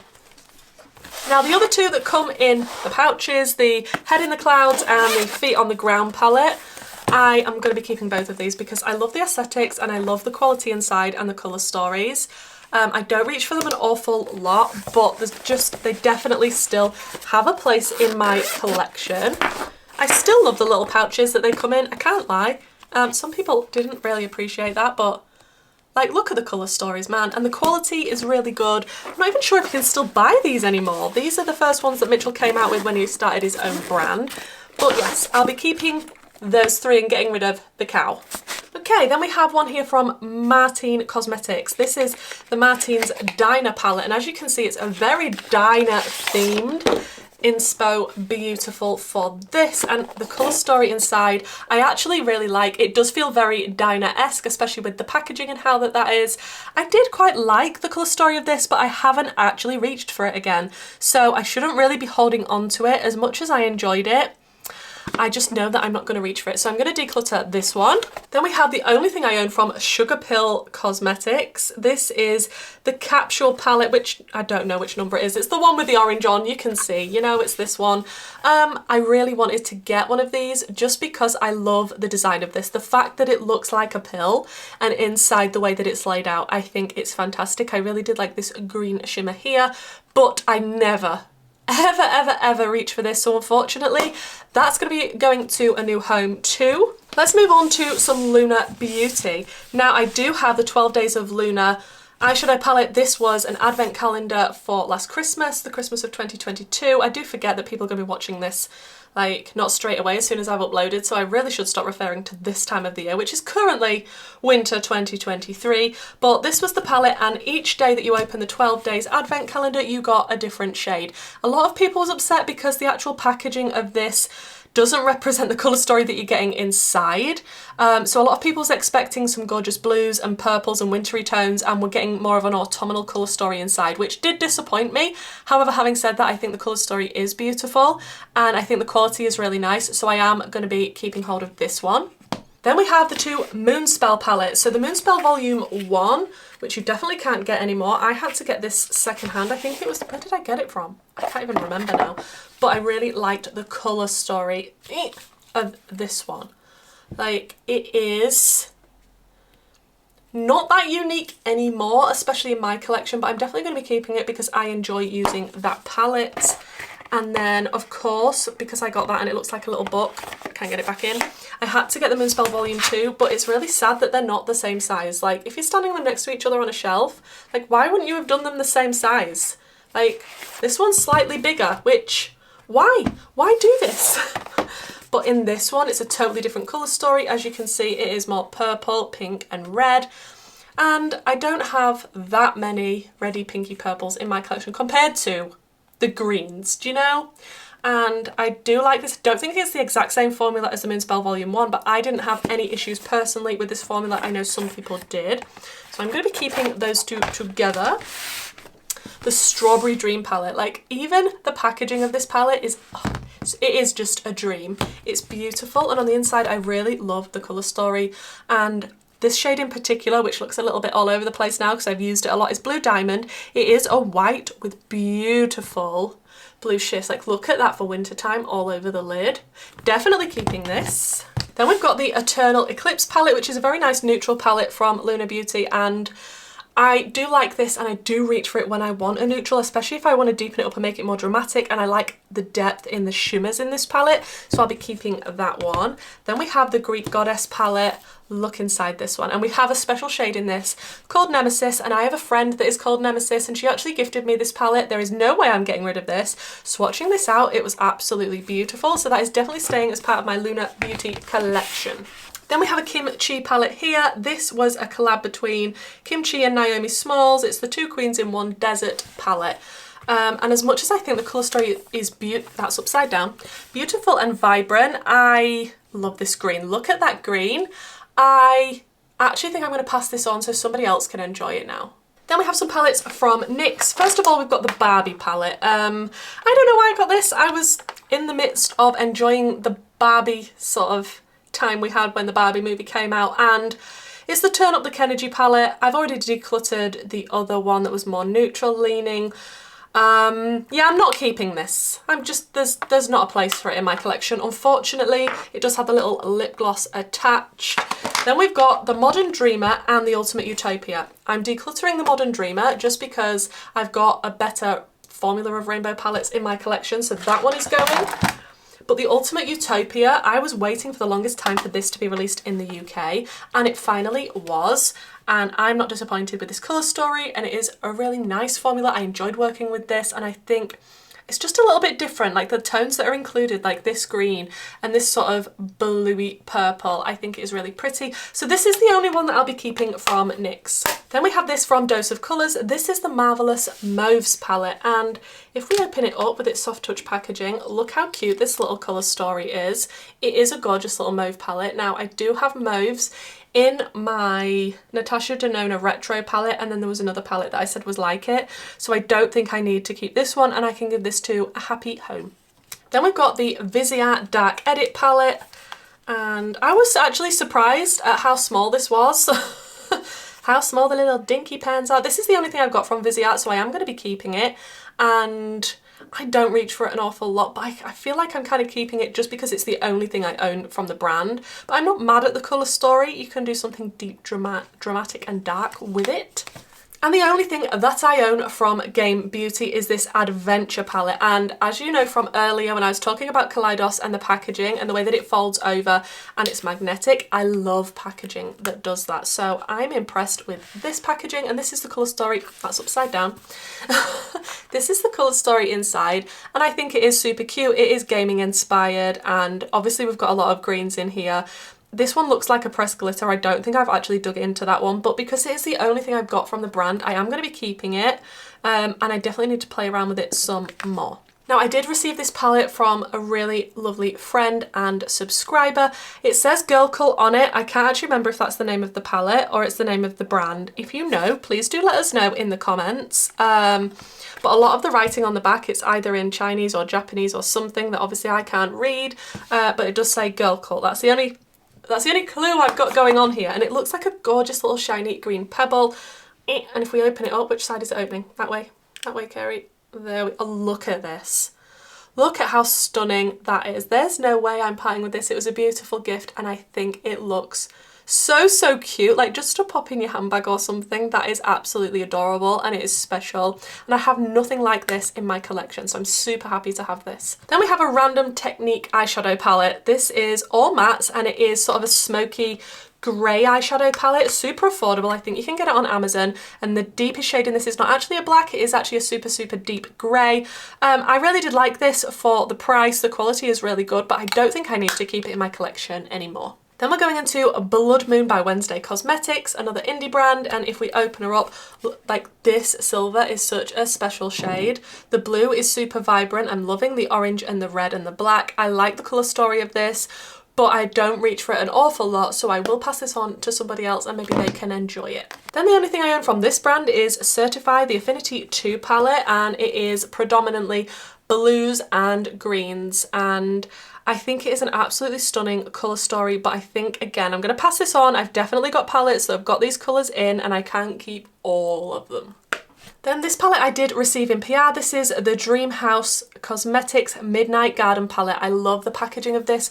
A small UK indie brand. This was the first palette that they released, and I did mention it in a recent video for wintertime palettes because I think it's quite versatile for this time of year with your blues and greens. You've got red, even more of a goldy shade, and you have your neutrals as well. I really enjoy this formula. I think the mattes are easy to work with, and the shimmers are on the more traditional side, but they are so easy to pick up on a brush and they look beautiful on the lid. This was also gifted to me in PR by Beauty Moon Cosmetics. This is the Criminal palette, and as you can see inside, it's a very vibrant colour story, but you do also have some depth. You do have 4 pressed glitters in this palette.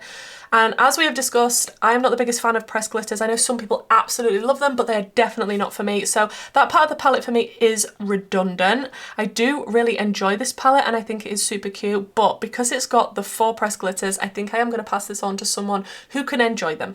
We're going into a lot of indie brands right now that I just have one-off palettes from. This is the Earth palette, and it is from Charlie Betty Beauty, and they give some of their profits to mental health charities, which I think is fantastic. And inside, it does definitely represent the earth side of things. You have got your neutrals and you have got a lot of greens.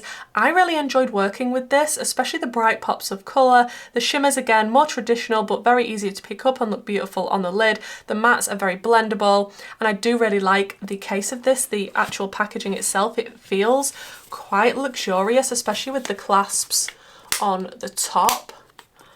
But I think I am going to pass this one on. Then the only thing I own from Adept Cosmetics, this is the Heather Austin palette, which my friend passed on to me, and I'm very, very pleased that she did.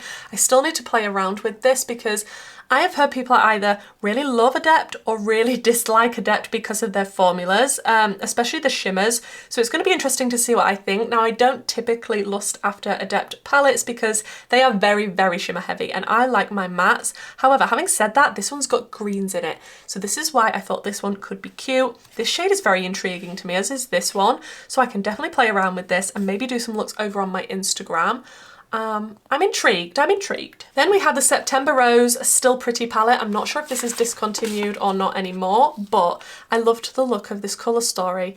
Having said that though, I did try and do a look with this palette and it just all sort of blended into one big red pink mess. So I ended up wiping it off, which I never typically do. So I don't know, I'm going to hold on to it and try again because I haven't used it once and it's the only thing I've got from the brand. I don't typically buy anything from MAC, but when they were releasing the Stranger Things palettes, I had to pick them up. I love Stranger Things, and we did, which palette was this? The Void palette. I have got a video testing these. I like the way that they are themed. I like the packaging. I don't like the colour stories. That is such a boring, lackluster colour story, and the formula is absolutely nothing special for the price. So I was very disappointed. But I'll probably be keeping hold of them just for the fact that it is Stranger Things, which, I mean, it's sad that I'm not going to get my use out of them as what they're intended for, and this one was the Hawkins Class of 98 eye palette, and I really like that it looks like the book. And inside, let's move that one out of the way. Inside, this is the colour story. Again, it doesn't draw me in, and the formula is just nothing special whatsoever, which is a shame, but I will keep hold of them for the fact that it's Stranger Things. You're going to ask me who this palette is by and what it is called, and I don't know because it's not written on it, and I can't remember what my lovely friend said to me it was from when she sent this to me. I know it begins with an N. If I can find out, I might try and pop it on screen, but I can't believe she gifted me this palette. Like, I was blown away by the colour story of this. It is, look at it. Like, this shade did arrive a little bit smoosh, but I pressed it back in and it's all good, and it is super shifty. And the colour story is just literally perfection. If I was to do my own palette, it would have a very similar colour story to this, and I was very impressed with the formula. It's so, so stunning, and I want to use it more and more and more, but I do definitely need to write down somewhere so that I remember what this palette is called and what brand it's from. Then we have the only thing I own from Soda. Is it Soda Beauty? Soda Cosmetics? Soda? I don't know. I'm not sure if they're a Russian brand. I can't quite remember, but this is the Under the Sea Little Mermaid palette. I got it when it launched, I believe, and I think I got it from Beauty Bay. I absolutely love anything Disney, and especially Little Mermaid, so I wanted to pick this up, but it does have a pressed glitter, and I wasn't blown away by the formula, so I will be passing this on to someone else. Then we have the Lottie London Living My Best Life palette. Super affordable, good quality, but I definitely don't reach for it, so that one's gonna go too. Then I have this cute little avocado palette by Peachy Queen Cosmetics. Oh, ridiculously, like, look how vibrant this is and crazy. Like, it does have a pressed glitter, which is a shame because I'm not a fan, but the pink and the green in this are so vibrant, it's crazy. I absolutely love anything avocado related, but I don't reach for it a lot, so I am unfortunately going to pass it on. It makes me really sad to let go of my precious palettes. Then we've got something I still haven't tried. This is the Pinky Rose Cosmetics Bright Lights palette, and I didn't realise when I was buying it that it's got 3 pressed glitters, 1 satin looking shimmer, and the rest are just mattes. I'm passing this on. I saved it at the last declutter video thinking that I'd use it. I didn't, it's gonna have to go. Then we have the What's Up Beauty, I believe this is the Geodes palette, and I did receive this in PR, and look at this gorgeous colour story. Now the mattes in this are more neutral leaning, the shimmers are beautiful and sparkly, and you do have a lot of shimmers in this palette compared to the mattes, but actually I really like it and it made me fall in love with the brand and want to try more from them, so I'm keeping this one. Then we have the Lime Crime Venus XL2, which is one of the most powdery, fallouty palettes I have ever used. When you dip your brush in, it's all over the place, and I never reach for this. As much as I really wanted it for the longest time, I hardly ever use it, so I am going to be passing that one on as well. Then I have two here from SheGlam. We've got the Corpse Bride palette, which looks like this, and it's not bad quality at all, but I don't use it, so I'm gifting that to someone else. Then we have the Glitz Wiz SheGlam palette, which is a dupe of the Natasha Denona Metropolis palette. Again, I don't reach for this, so that one's going too. Then I have a Jolie Beauty Ethereality palette. I really wanted to try the brand and I loved this colour story. Ooh, let's not drop it. And inside, I absolutely love these two shimmers. I think they are so spectacular and shifty and special. I wish all the shimmers in this palette were that formula, but they're not. And we do have 3 pressed glitters. And I did say in my video where I was testing this that a lot of the shades are a bit redundant because they look so similar to each other on the eye. We do have some mattes with sparkle and the black is not pigmented at all. I am going to be passing this one on. Then we have the You Can Be Fruit Pie Filling, and the colour story is very vibrant. It's like a rainbow palette type of vibe. But like we have seen in my collection, I have a lot of bright rainbow coloured palettes and I think it's time to let this one go. I'm being quite brutal, aren't I? I hope you're proud of me. Let's move on to Pat McGrath. I don't see the hype with Pat McGrath, I'm not gonna lie. Very overpriced for what you are getting compared to the beautiful indie shadows that I've got in my collection. So that is my thoughts on that. Let's start out with the Eye Ecstasy Subversive palette. I really wanted to try the brand. I think this is the first thing I bought because everyone was raving about Pat McGrath. It's nothing special, definitely getting rid of that. This one was a gift from a friend and I actually really like this one. It is in just black packaging, which is a shame considering how beautiful the cardboard packaging is. But this is a gorgeous little quad. We do have 3 shimmers and only 1 matte, but I really want to keep hold of this one because I actually like the quality of that one. Does it actually tell me what name it is? Celestial Odyssey Luxe Quad. There we go. And then I bought this while it was on offer in my defense. I did not pay full price. This is the Mothership Mega Celestial Odyssey, and guys, I don't see the hype. I do not see the hype. Like, the packaging is absolutely stunning. I'll give it that. And when you open it, it's even got the little things to hold it up, like, yes. The colour story, a little bit lackluster, and the actual formula itself is nothing to write home about, and you've only got like 4 mattes in this. With a heavy heart, I'm going to be passing this one on. Then we have this one from Makeup by Lisa, the Seashell eyeshadow palette, and it is predominantly blue.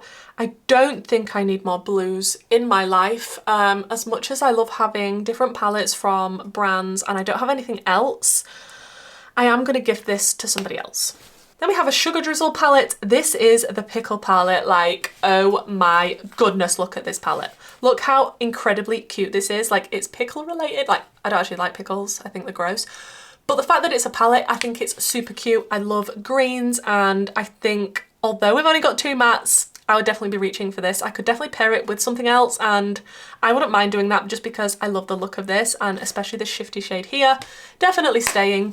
Then this one I did get in PR. This is from CATKIN Cosmetics and I'm not actually sure what this palette is called. It does say CO3 on the back, and I did do a look with this and a video, and this is what it looks like inside. And we do have kind of a pressed glittery weird shade here, which actually look really nice on the lid. But I don't typically reach for a lot of neutral muted palettes like this, so I will give this to somebody else. Then I think it's the only palette I own from e.l.f. now, which I kept in my last declutter, but I haven't reached for since, so I'm going to be getting rid of this. This is the e.l.f. Retro Paradise palette. Super affordable at the drugstore, and it's not a bad palette, but it's not the best, and I definitely don't reach for it, so that one's going too. Then we're going to move on to some ABH and Norvina palettes. This one is the Mini Pro Pigment Palette Volume 1. I think this is the first thing I own from ABH, if I'm honest, and I was really impressed with the quality at the time. Now I don't reach for this because the colour story is not for me, so that one's going to be going. The ABH Norvina Volume 5, predominantly purple, if I can open this. I think this is a stunning colour story, especially with the browns. I'm going to be keeping that one. And then we have the blue one. Again, vibrant, beautiful, keeping that. The orange, oh, I've just trapped my finger in it, that's fun. This shade did have an accident at one point, but I smooshed it back in, keeping that one. And then the black one, which is the newest one, I believe. Unfortunately, it's very matte heavy, which isn't usually a problem. And I've only got 2 shimmers I can use, which is this one and this one, because these 2 are pressed glitters. Why are you doing pressed glitters? Why? Why would you do that to me? We do have a lot of depth in this one, and I really did like the look I created with this. Definitely keeping that. And the pink one. Like, if I'm keeping the others, I'm going to be keeping this one too, you know? Let's move on to some glam light. We have the Dirty Martini palette, which of course, green's absolutely stunning. I really do like the formula from Glamlite. I think it is really good quality. However, their customer service is appalling, and the way that they treated me, I don't think is great. So I don't technically support the brand, but if there is an eyeshadow palette I want from the brand, I will pick it up, and I really do like the colour story of this one. Then we have the Frosted Flakes palette, which is not actually called Frosted Flakes in the UK, it's called Frosties. But nevertheless, look at this colour story. The oranges and the blues together, really, really cute, and the formula in this is fantastic. Definitely keeping that so, so cute. Then we have the 2 Scooby-Doo palettes. I'm not sure if these are available anymore. I can't actually get it out of its packaging. So we have the Creeps and Crawls 10 shade palette, and again we've got a number sheet. We don't even have names in this one, which is a little bit sad, but it's a very, very deep, grungy sort of colour story. I actually really like it. I think it's really, really good quality, especially the shimmers. The shimmers in this was like a step up from all the palettes that came before it.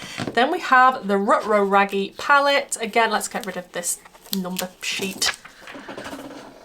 A gorgeous colour story. Still, again, shame that there's no names on the shades, but I really do like those. Both soft touch packaging, really nice effect, the way that they've done it to match the Scooby-Doo theme. Then we have the Michaela palette. Is this, yeah, just the Michaela palette? I think it's got the movable glittery. And inside this is the colour story, and I don't think I'm going to reach for it. So I'm gonna see if anybody else wants it. This is one of my favourite Glamlite palettes. This is the Barbie Dream Summer palette. The colour story of this and the quality, oh, there's just something about it when I look at it, it just makes me want to use it, especially with the, like, these purpley tones. Oh, and the fact that it's a Barbie palette, but they've still included sort of the mustardy shades. Like, why there's a random pink over here and it's not with the pink section is a little bit annoying, but the quality and the colour story, 10 out of 10, so obviously keeping that. Then we have the Glamlite Ice Cream palette, and obviously the cute little sprinkles do move. And inside this is a vibrant ice creamy pastel-y colour story, keeping that one. The Taco Street palette. It's a little taco. I do love a taco. I think the quality of this is really nice. Like I say, maybe it's not as good quality as like the Scooby-Doo palettes, but still really nice. And the fact it's a taco is amazing. I'm sorry, that is just amazing. You're either going to love that or hate that, but I like it. Then we have the Pizza Veggie Lovers palette when I can get it out. And this is what this one looks like. I think I'm going to pass that one on though, so someone else can enjoy it. I do have a lot of greens in my collection. Goodbye, pizza slice. Then we have the Margarita palette. Look at this one. The colour story is stunning. Love the look I did with this. Just realised I've got like blue on my hand for some reason. Definitely keeping this. Absolutely gorgeous palette. Then we, oh, I love this one.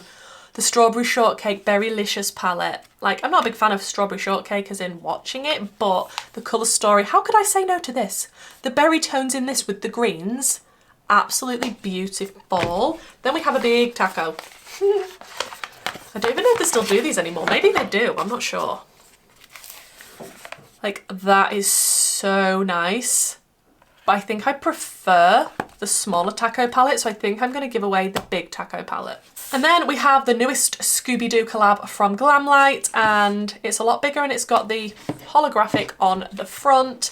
And inside, I was saying when I was doing the video on this, there's so much dead space, which isn't aesthetically pleasing to me. It actually annoys me a little bit looking at this palette and seeing so much dead space.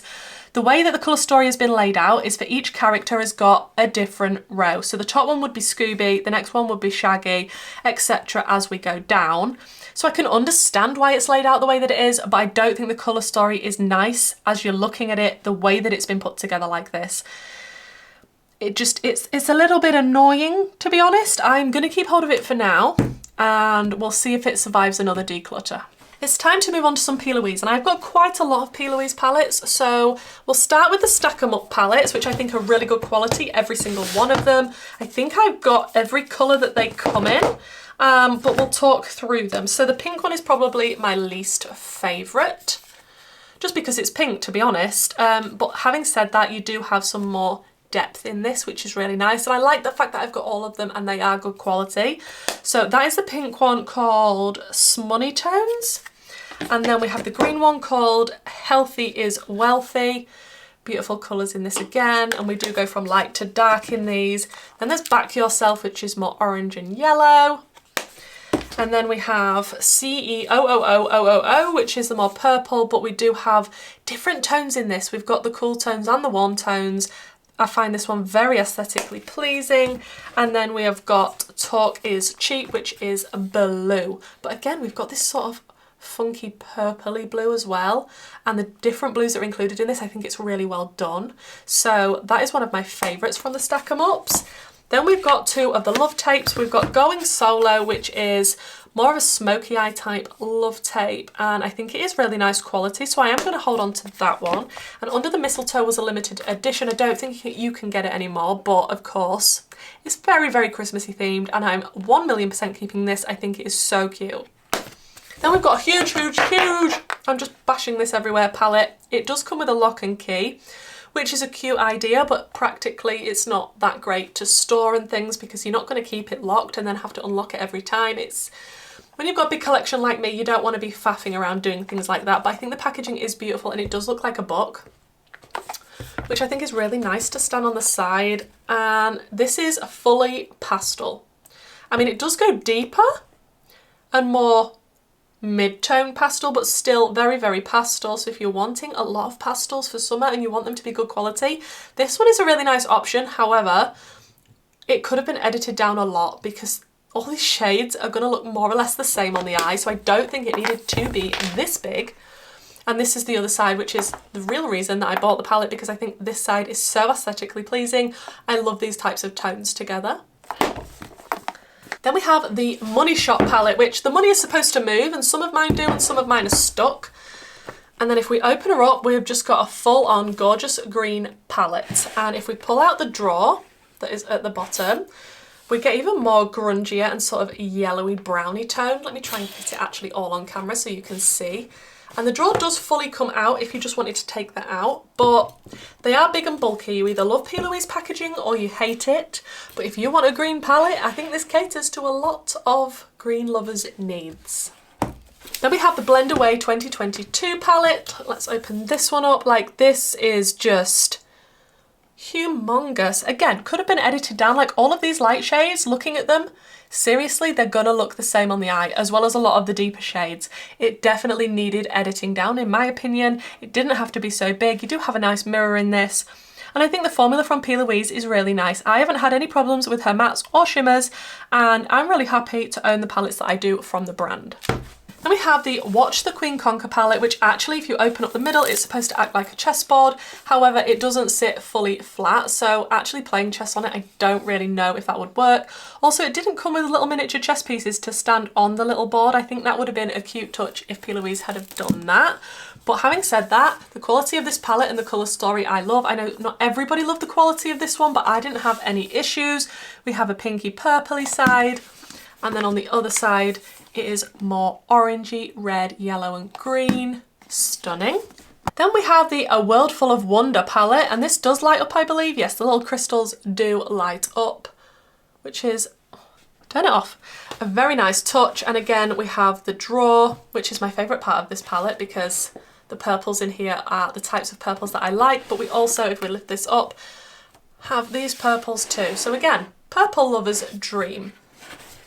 But big, bulky packaging, like that is not easy to store. That is huge and heavy. Then we have the Worldy palette, which has got the sand that isn't actually, there we go.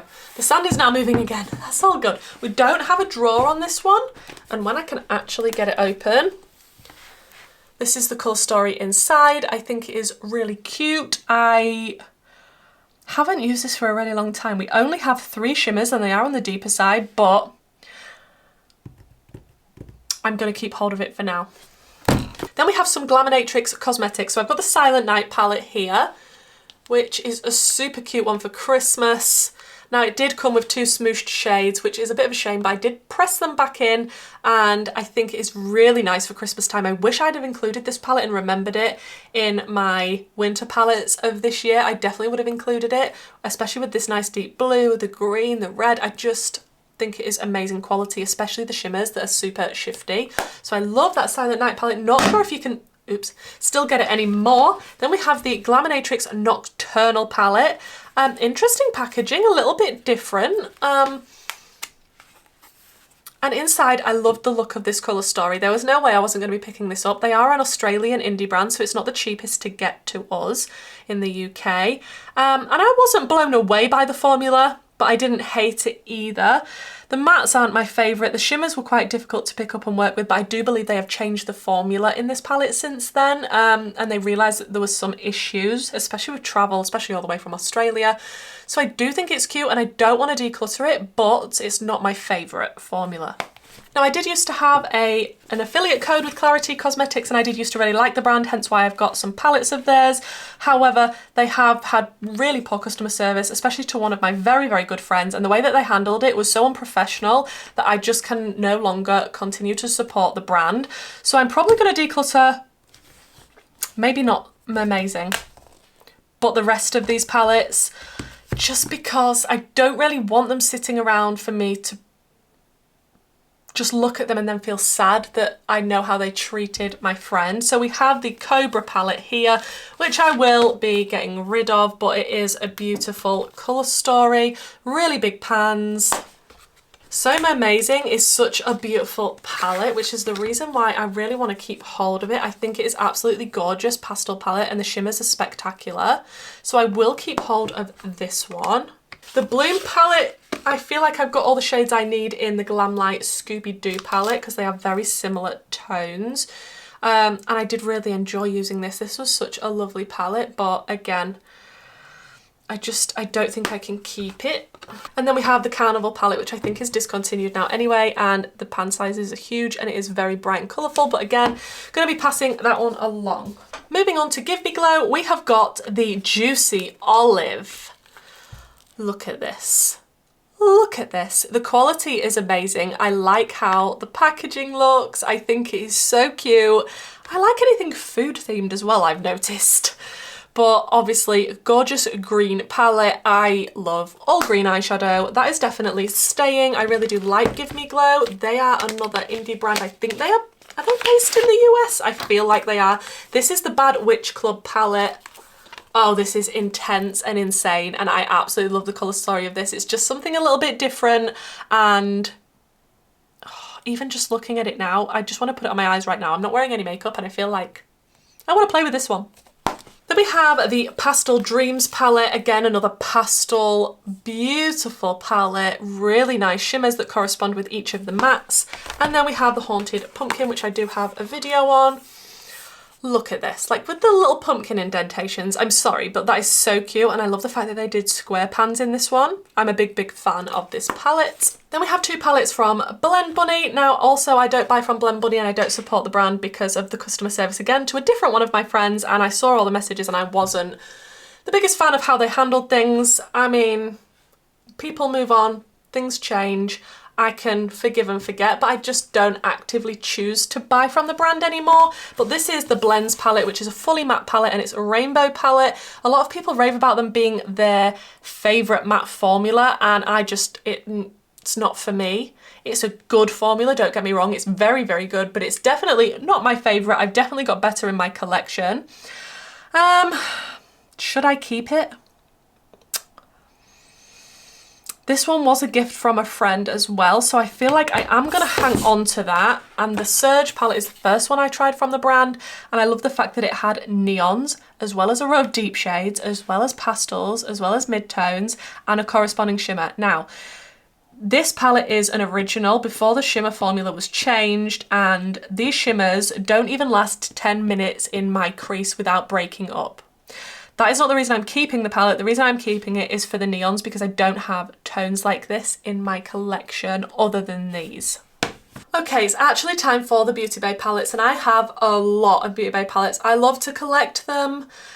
I don't think that, is there one in my new in basket maybe still? So we might come to another one as we go through.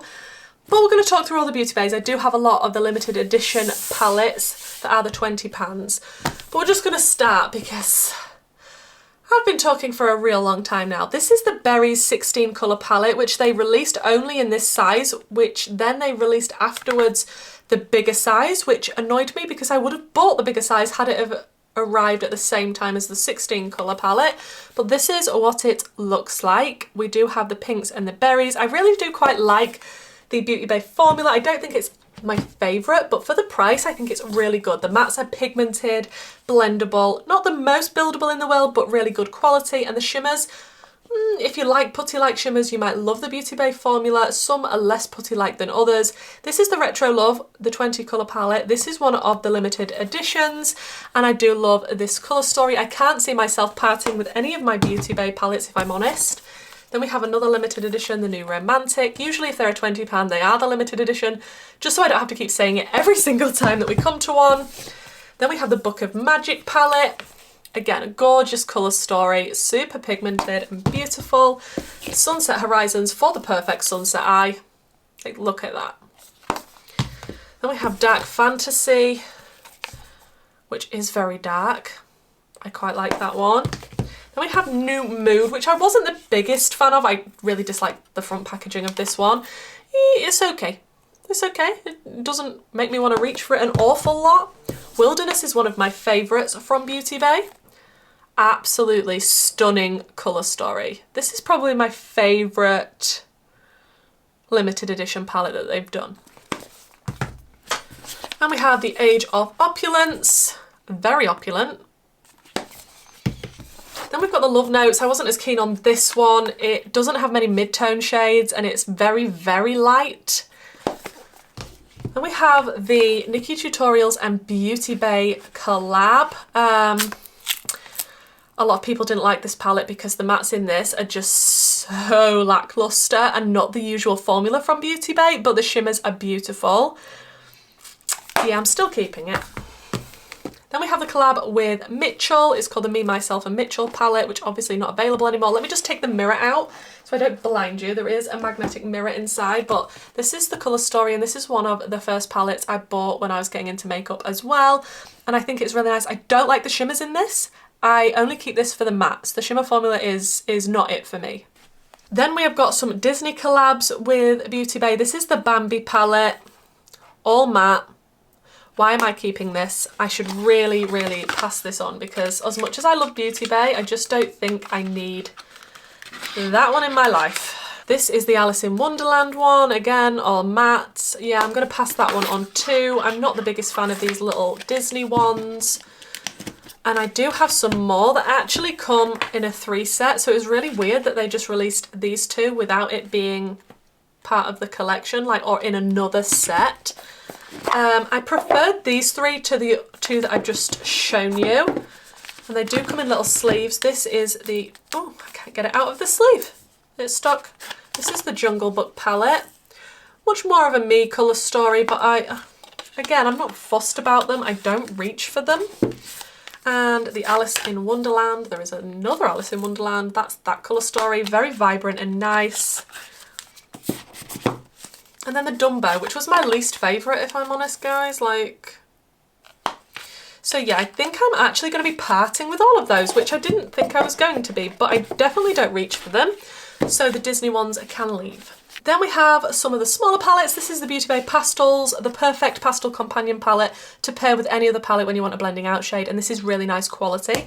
Definitely keeping that one. The Techni Days palette, I think I'm actually going to declutter this one. It's not a full cohesive colour story for me. There's no depth in this, although I liked it. Yeah, maybe that one should go. The Ego KERRYK palette, this colour story, I mean, I think you had to buy this one and the other one together. I think that's the reason that I got them both. This is the Nebulux Secret and the Douche Romance. I don't know if that's how you pronounce it, but yeah, I think you had to buy both of these together. This colour story reminds me of Dark Fantasy, which I already have from Beauty Bay, so I'll pass that one along.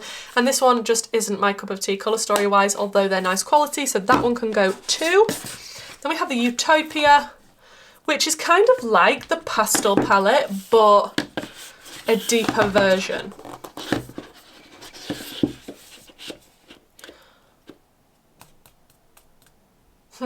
Maybe I'll keep both of those. Then we have the Beauty Bay Tropical palette, which originally you could only buy as a big set, which you got lots of other products in, which was more expensive, and you couldn't just buy it on its own, which was really annoying, but then they did release it on its own. Anyway, the colour story is beautiful inside. I really like this one. Then we have the real big palettes. So we've got Earthy. I have done videos on all of these, I believe. Earthy is humongous and delicious. Midnight. I did swatch these two palettes out, which took a real long time. Then we have the Bright Matte, which is obviously fully matte, catering to your rainbow needs. Then we have the Jade palette, which I'm not the biggest fan of. I don't know why. It's okay. It's okay. And then this one's upside down. This is the Bright 2.0, and it does have shimmers in this one. And this one is quite nice as well. So I'm going to be keeping those. Now I'm going to show you these palettes only because they are in my collection. They are part of my collection. They are from Jeffree Star. So please do skip past this part if you're not interested in this. I know it's very controversial, but because they are part of my collection, I am going to show you them. I don't typically buy from him anymore, and I don't support him, but I'm going to show you what I've got and see if I want to declutter any. I might keep hold of some just for the colour stories, but I wouldn't be promoting them on my channel or anything like that. So we have the Jawbreaker palette, which I was never really a fan of because I didn't feel like the quality was as good as some of the others. So I am going to give that one to somebody else. Then we've got the Beauty Killer 2 palette, which, let's have a look inside. I actually really like that bright yellowy green colour, but I don't think I'm going to reach for it, so that can go too. The Mini Controversy palette from Jeffree and Shane Dawson, that can go too. The Banana Fetish. Like, you won't have seen these on my channel because I just don't promote them. If I like the colour stories, I might buy them, but I definitely just won't be using them or tagging him. I actually really like this with the yellows and the brown and the pop of blue, so I am going to keep hold of that one, but like I say, you won't see it on my channel or on my Instagram. And Thirsty, let's have a look. I got this for a bargain price on Beauty Bay. Yeah, that's super cute. We'll keep that one, but chuck the outer packaging. Then I have the Beauty Killer palette here, which I'm going to pass along, and Androgyny, which again, I'm going to pass along. Then I have the Cremated palette, which I'm not a fan that it's got his face on the front, you know, and I think it is beautiful, but I do have greys and blacks in my collection, so I'll pass that along. Blood Money, can I even get it open? Which way do you do it? Is it in or out? This is such a stunning colour story. So I will keep hold of it, but like I say, I'm not going to be promoting it. You won't see it on my channel. The only reason it's in this video is because it's part of my collection, and this is a full palette collection. So that is, of course, the reason. And the Alien palette was one of my favourites because of the colour story, so I definitely will be keeping this one. Is it going to focus? Is it focused? I love the greens in this one, and I like the packaging. Then we have Blood Lust, is this? The colour story of this one with the purples I really like this one and the velvet packaging, so that one can stay. Then we have Pink Religion, full of pinks and purples. I definitely don't need to keep this, that can go. The Conspiracy palette between Jeffree and Shane. Why did we ever like this colour story? Like, why was the internet losing their minds? It's not cohesive, it's not nice. That one can go, and I actually got that on the original launch, which a lot of people couldn't get hold of, so that's crazy, but that is now going. Then we have Blue Blood and Blood Sugar, which I will be keeping hold of both. I think Blood Sugar was the first palette I got from Jeffree Star. And that is, of course, the colour story, which is nothing groundbreaking anymore. And Blue Blood, how do I get into Blue Blood? Help me. Lots and lots of blues, so I will be keeping that one. Right, that bit is over with, but we are getting rid of a lot. So guys, the next lot of palettes are in my I still need to give a full ranking and review basket, which I haven't done for a while, so it's built up, so there's quite a lot. So these are the newest palettes in my collection, and we're going to start out with the Unearthly Cosmetics Devour palette, which I still haven't reviewed or touched, and it comes in a set, I believe. I'm not sure if you can buy this on its own now from Unearthly, but I love the colour story of this Devour palette. Like I say, still need to review that one. And this one I did do a video on recently. This is the Natasha Denona Mini Trio Chrome palette. I actually really like this because it's got the depth, the light shade, the mid-tone, and 2 shimmers, 1 light and 1 dark. Really nice quality, and if you're not scared of blue eyeshadow, that one is beautiful.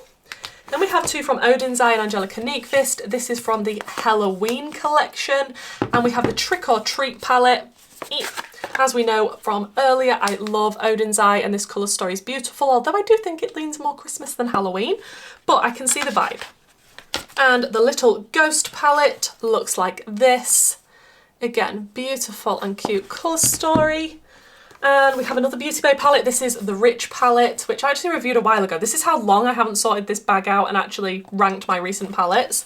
But super duper neutral, but I actually love this neutral palette. And the fact that we've got 2 rows of shimmers and some shimmers at the bottom, it goes really light to really dark. I actually enjoy this as a neutral palette. This is one that I got in my budget box from P. Louise. This is the You Give Me Butterflies palette. I haven't done anything with this whatsoever. I think it is stunning. Another one I haven't touched yet is the Natasha Denona Xenon palette. I still need to do something with this. I'm a little bit late to the party right now, but it's a very grey, smoky, cool-toned colour story. So we're going to see what I can come up with that one. These 2 I did receive in PR from Cosmic Brushes, and I do have a code with Cosmic Brushes if you would like to save any pennies when you're shopping through them, and it is affiliated. This is the Gothic palette, which is the first small palette that I've seen from the brand, and I do have a video on this, and I absolutely love this for a smaller, more curated purple colour story, and with your depth and your light tones. Like I said earlier, I absolutely love Cosmic Brushes. Their quality is phenomenal. And then this might be my new favourite. Let me just get rid of that. My new favourite Cosmic Brushes palette, the Winter Wonderland. It has taken over Serenity with the colour story and just the shifty shades in here. Like this one, Winter Solstice and Atmosphere, are so shifty, it is unreal. Like you'll be able to see in the video where I swatched all this out. It is such a beautiful, stunning colour story. Then I have the 3 I received in PR from Alter Ego recently. I've just done a video with the Mirage palette, and this is what it looks like inside, and I was very impressed with it, to be honest, but I do need to use it some more before I review. I haven't used the Midsummer palette whatsoever yet, and I did dip into 1 shade from the Sakura palette, which was the pink, but again, I haven't tested the rest of it. We have the Nomad Ghost Town USA palette, which is still in here, and that was quite a while ago now too. Yeah, I definitely need to get on with a palette ranking type of thing. And it does have the holographic on the front, and inside is a very cool toned colour story. We have the Beauty Bay Metamorphic palette, which opens in a funky way, which I appreciate. It's very shiny packaging though, and it's not my favourite colour story from Beauty Bay just because it's very, very cool toned and grey leaning, but I mean it's nice and it's good quality. Then we have the Makeup Revolution SS Georgie palette, which is shaped like the boat from the film It, and inside Yeah, I was buying this because it's it related, not because it's the colour story or anything like that. I'm probably going to declutter this one, aren't I? But I do need to include it in a palette ranking, and then it will probably leave my collection. Then we have the other palette that I was talking about from Gourmande Girls. This is the Haunted palette that I did receive in PR, and inside the colour story looks like this. And as usual with the collabs between Gourmande and Doodles by the Bunny, it is aesthetically beautiful, the quality is fantastic, and I love the packaging. Then we have the two melt palettes from the two new Nightmare Before Christmas collabs that they did. We do have the Halloween Town palette, which looks like this. Nice, not the best quality in the world from Melt, but a nice colour story. You can definitely create some nice Sally inspired looks, and I do appreciate the packaging and attention to detail. Then we have the Christmas Town palette, and this one, this red really upset me. It was very lackluster. It wasn't particularly pigmented, didn't blend out that well, but the rest of the shades I used in that first look were okay. I still need to use this one some more. Then we have the new What's Up Beauty palette, which was gifted to me in PR. This is the Dragon Eye palette, that's the one, and this one I like even more than the last What's Up Beauty palette I tried, just because the mattes in this are a little bit more purpley over here, and the different shimmers look beautiful, but I have only used this once so far. And then we have two from P. Louise, and these are the last two, unless I've actually missed something. I think these are the last two in my collection. So we have, again, with the key and the chain and the, like, it's beautiful that it's a book, but do we have to have the lock and key? Like, it kind of just gets in the way. So this was the Halloween release, I believe the limited edition. This is a Droplet of Magic palette, which looks like, I can't even fit it all in because there's too many palettes in my way. It looks like this, which is actually super different for P. Louise, and I appreciate that she did this even though it's not her aesthetic. And then this side as well, really, really nice. This is the one I got in my budget box, and this is the one I didn't want, so that's why I've ended up with that one. The one that I did want and then ended up having to purchase is this one, which is the Hocus Pocus Regain Focus, which is a lot more my colour story, and you'll see why when we go inside. Yeah, the plastic's still on because I haven't touched this. Look at that beautiful colour story and the greens and the purples together. This is why I wanted this one. I'm not even sure if that's focusing properly because it's probably focusing on this, but I'm running out of room on my desk. And then this is the other side of that palette, and I'm yet to try this palette at all. I haven't swatched it or anything. It's just been sat in my new in basket waiting for me to do something with. So guys, that is my entire eyeshadow palette collection, unless I come across something and panic and then have to come back and film, but I believe that is every single eyeshadow palette. If you know how many palettes I have just mentioned and shown to you, please do leave the number in the comments. I'd be very interested to know, and my voice is gone. I need to lay down in a darkened room, so I'm not going to go through them, but let me grab everything that I'm decluttering, put it on the table, and then we can have a look together. Okay guys, I have just counted, and I can't actually fit them all on my table, but I am decluttering, I think, if I've counted right, 126 eyeshadow palettes, which is a lot of my collection. I still have a very big collection, but don't let anybody tell you that your collection is too big or that you have too much makeup, because if that is your passion and that is what you want to do, you go for it. Of course, as long as you can afford to pay for it, then there is absolutely no problem whatsoever with how much makeup that you want. I really hope you have enjoyed this collection video. Of course, I do these yearly. I will link last year's palette collection just in case you haven't had enough of me yet. Please do not ask me for any of these palettes because I will be giving my patrons first dibs on these, and then I will be passing the rest to friends and family, so they will all have a home. So please, please do not reach out in the comments and ask for these palettes because they will already be gone by the time you are watching this video. I do appreciate there are probably quite a lot of ads in this video, but that is just because of how long the video is, to be honest guys. So I have nearly lost my voice. I need to go and lay down, maybe have something to eat, and that is it for another year. But I will be doing other collection things such as blush, lipsticks, and getting rid of a lot of the other things in my collection. So do please subscribe. I hope you enjoyed the video. Leave me a comment down below. I hope this kept you entertained, and hopefully guys, I'll see you in my next video. Bye!